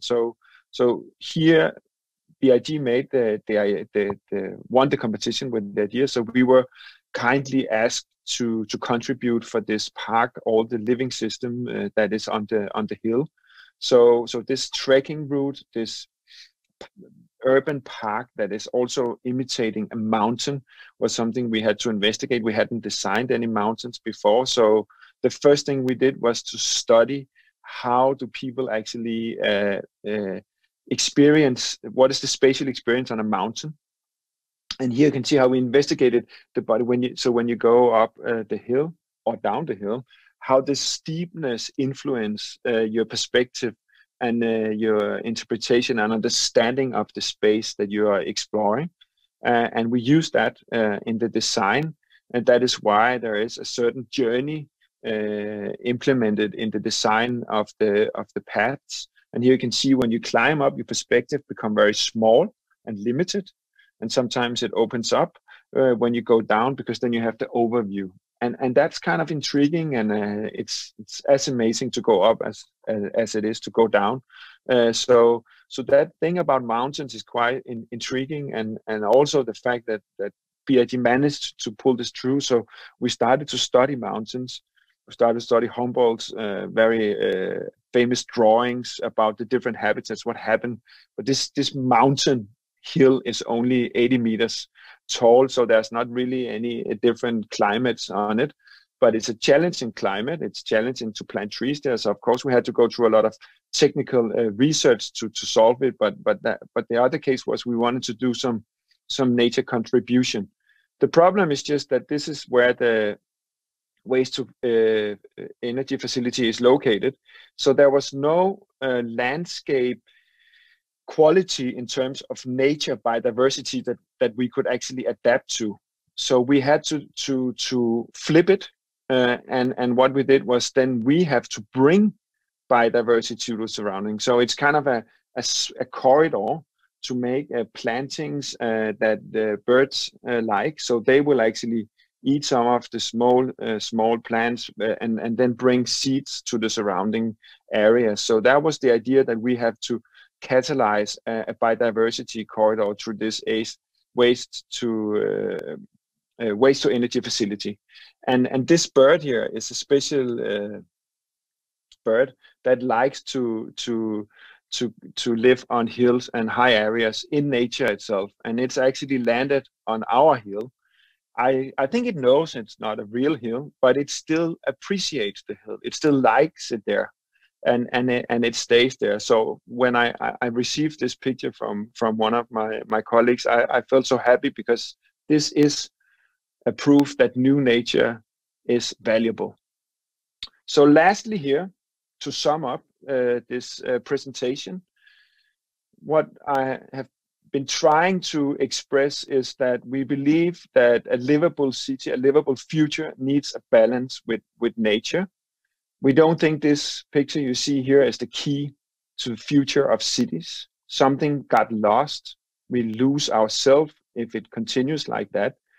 We need to understand that often nature and cities are detached from each other.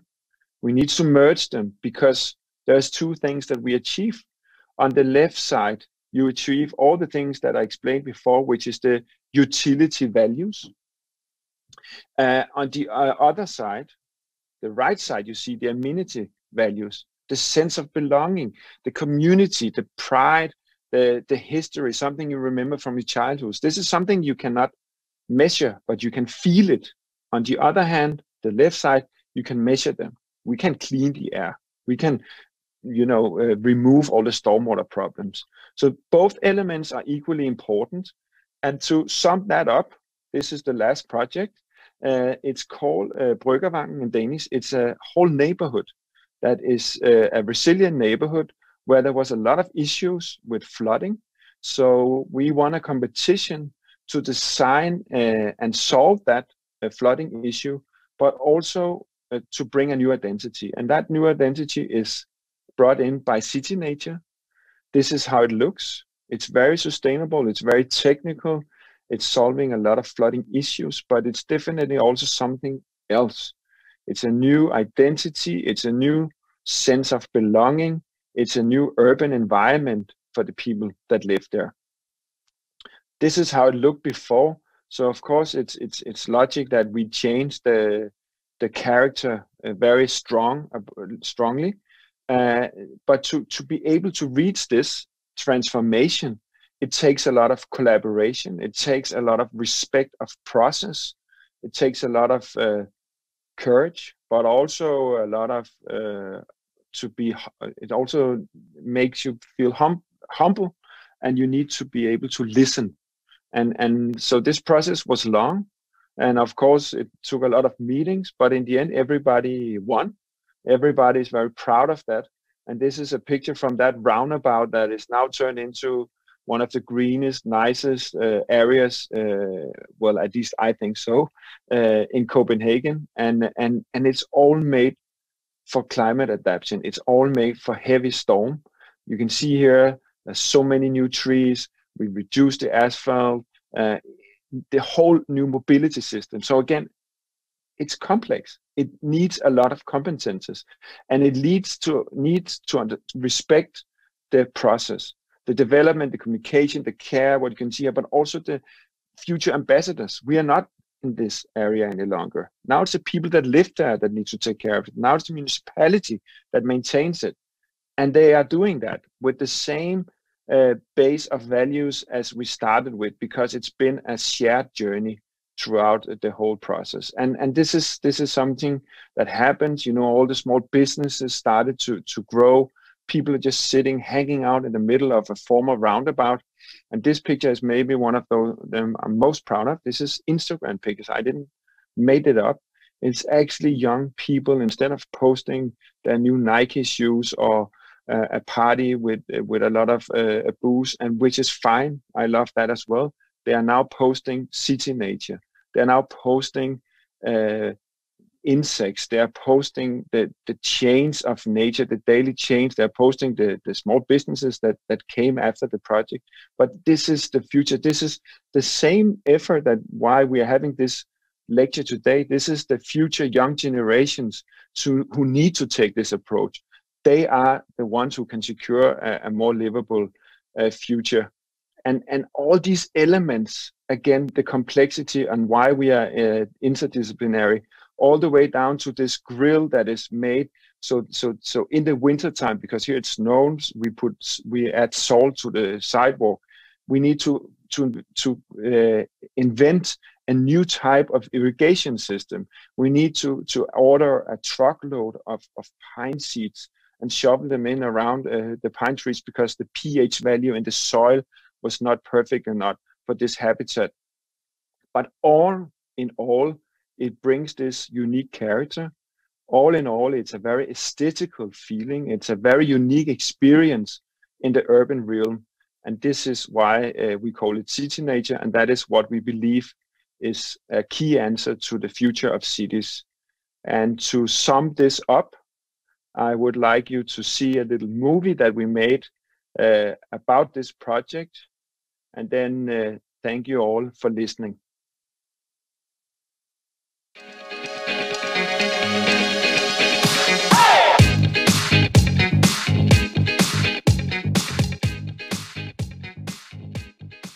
Bu ilham verici sunum için Rasmus Astrup'a çok çok teşekkür ediyoruz.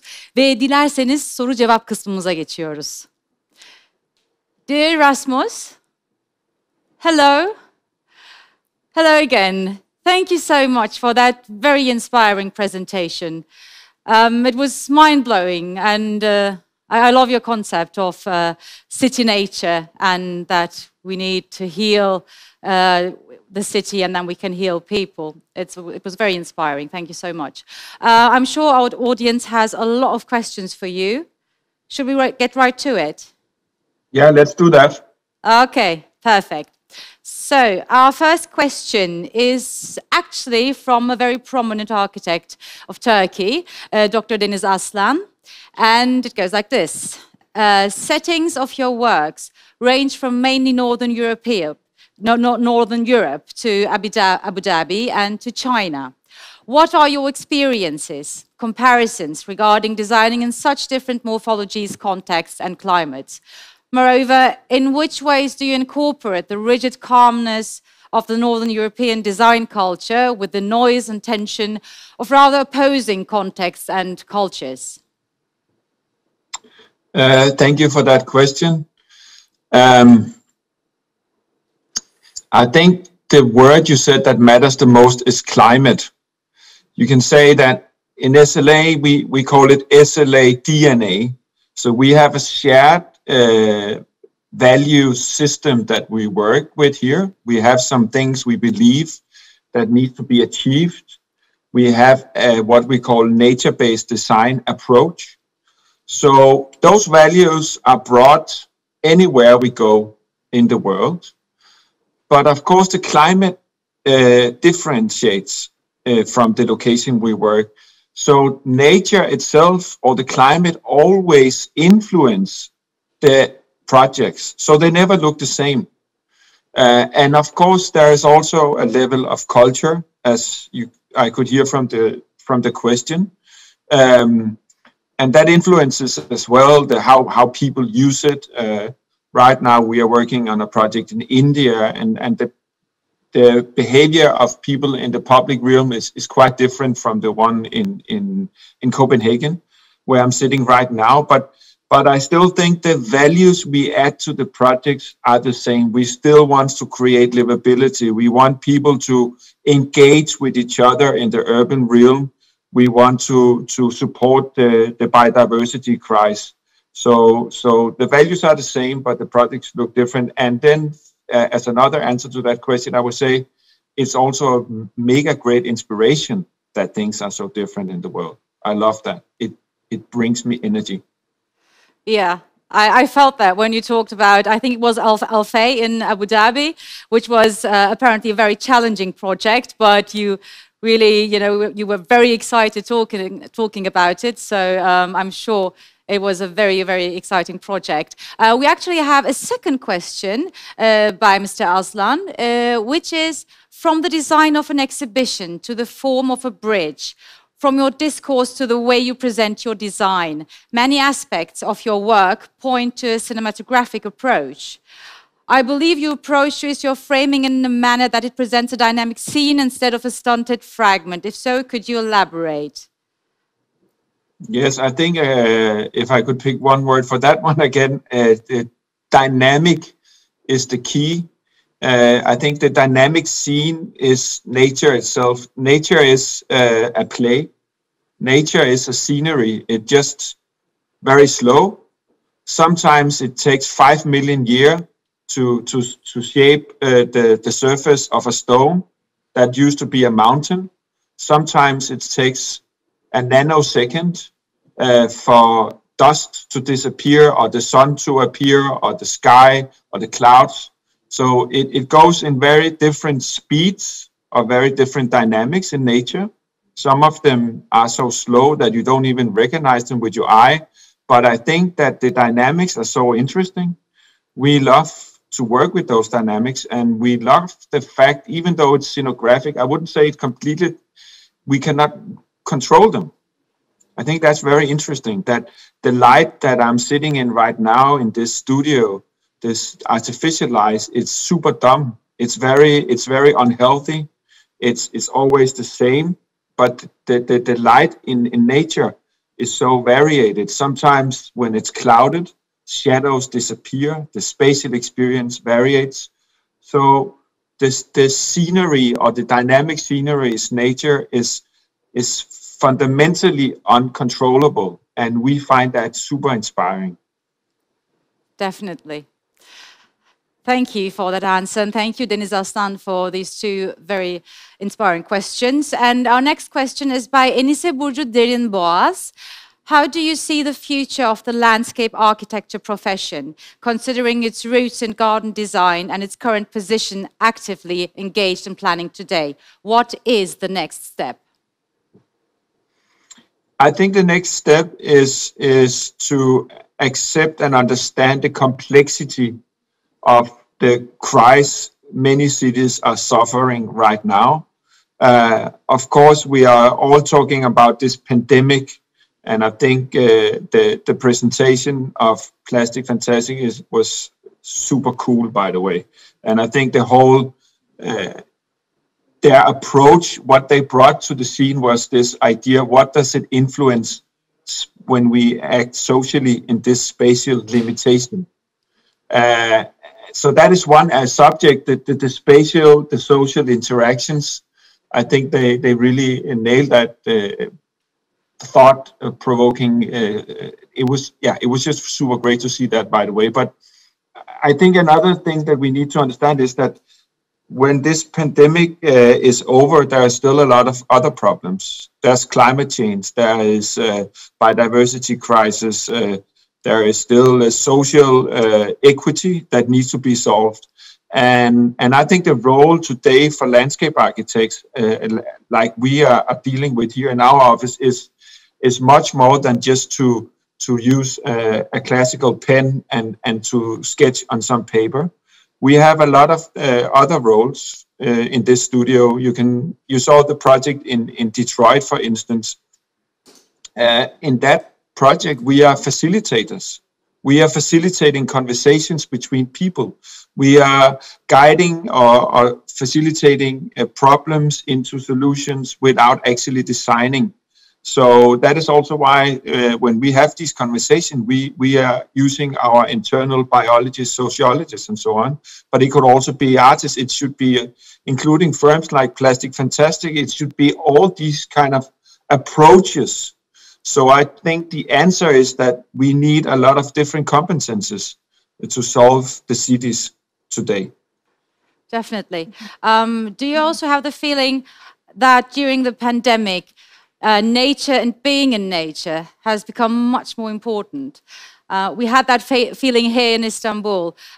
We like to spend time in closed spaces. We go to the movies, we go to the mall, and most of the time we're not in nature.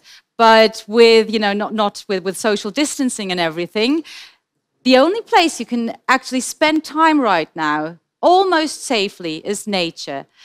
Do you think that makes people appreciate it more? Do you think that will increase the demand on projects as those you implement in cities? Definitely. And it's also something we have felt from clients around the world. So we've always thought that nature is the most safe place to be. You know, they investigated 1 million kids in Denmark. They did a big research, and it reduces the chance to get mental diseases with 55% if you grow up near nature. I would like my kids to grow up near nature. I would not. I don't wish them to grow up in a concrete jungle. I think we socialize differently in nature. It's a very democratic and safe place to be. I think we need to breathe clean air. This pandemic is killing a lot of people, but actually there's more than 400,000, almost half a million people are dying of polluted air in Europe, just in Europe. Imagine the rest of the world. I mean, there are so many other things that needs to be solved with what we call city nature. So yes, the pandemic luckily also brought the attention to that, but we have to remember the holistic approach and solve all the elements when we work with it. Definitely. We have another question from our audience. Certain theories related to landscape and planning propose to allow nature in the cities. What is your opinion regarding this? Do you really think it is possible to provide a balance between man and nature, or is it a big unknown from today's perspective? I think it is. Nature is part of all of us, and here in the office we call it the built and the grown environment, and it's and the complementarity between them. You cannot have one without the other. So yes, we do believe that it's possible, and I don't think it's possible not to do it. I would rather answer like that. I don't think it's possible not to have city nature, not as a sustainable future. And one of the ways is also the way we did it in Paris, as I presented before, where we consider it three-dimensional. We have to think about facades, roofs, all surfaces in the city is something that has to be dealt with in a clever way. And of course, again, there's also a balance here. There's something about cars that we need to consider. Because they are taking up too much space, they're heating up the cities. Of course, they will hopefully soon be electric, but yes, I think we can manage to have nature. I think we need nature in cities. And again, it's city nature. It's not real nature. Yeah, it is. I completely agree, by the way, and you're talking about it so beautifully, and you also in your presentation showed us how big an impact city nature, even if it's just city nature, can have on the city and on our health and on the environment. We have one last question for you from our audience again. If there were any design principles supporting the idea that landscape architecture cannot create the real nature, but can create a new nature, what would these principles be? Well, first of all, to respect the logic in the good question that you cannot create real nature. It is artificial. Secondly, to understand that you cannot completely control nature, that you need to somehow accept that you are starting a process when you deal with it. And then I think the best rule is always start with a question. What is the problem? What is the values you want to achieve? In this Paris project, again, we had no design when we went to the client. We won the competition. We just went there and said, listen, your location is the most polluted in Paris. We need to clean the air. And then the design grew out of that. But we didn't start with a shape or something. And it could also be you want to solve the best and most comfortable social interaction place. It can be sport. I mean, there's always programs, but I think always start with a question. A why is a very good rule for the design of the urban realm. Thank you. Thank you so much for your presentation, for answering our questions, for your work and the positive impact you have on the earth, nature and the environment and cities. Thank you so much, Rasmus. Thank you. Take care. Take care. Bye bye. Bye bye. Evet. Sorularınız için çok teşekkür ediyoruz. Umarım siz de benim kadar keyif almışsınızdır.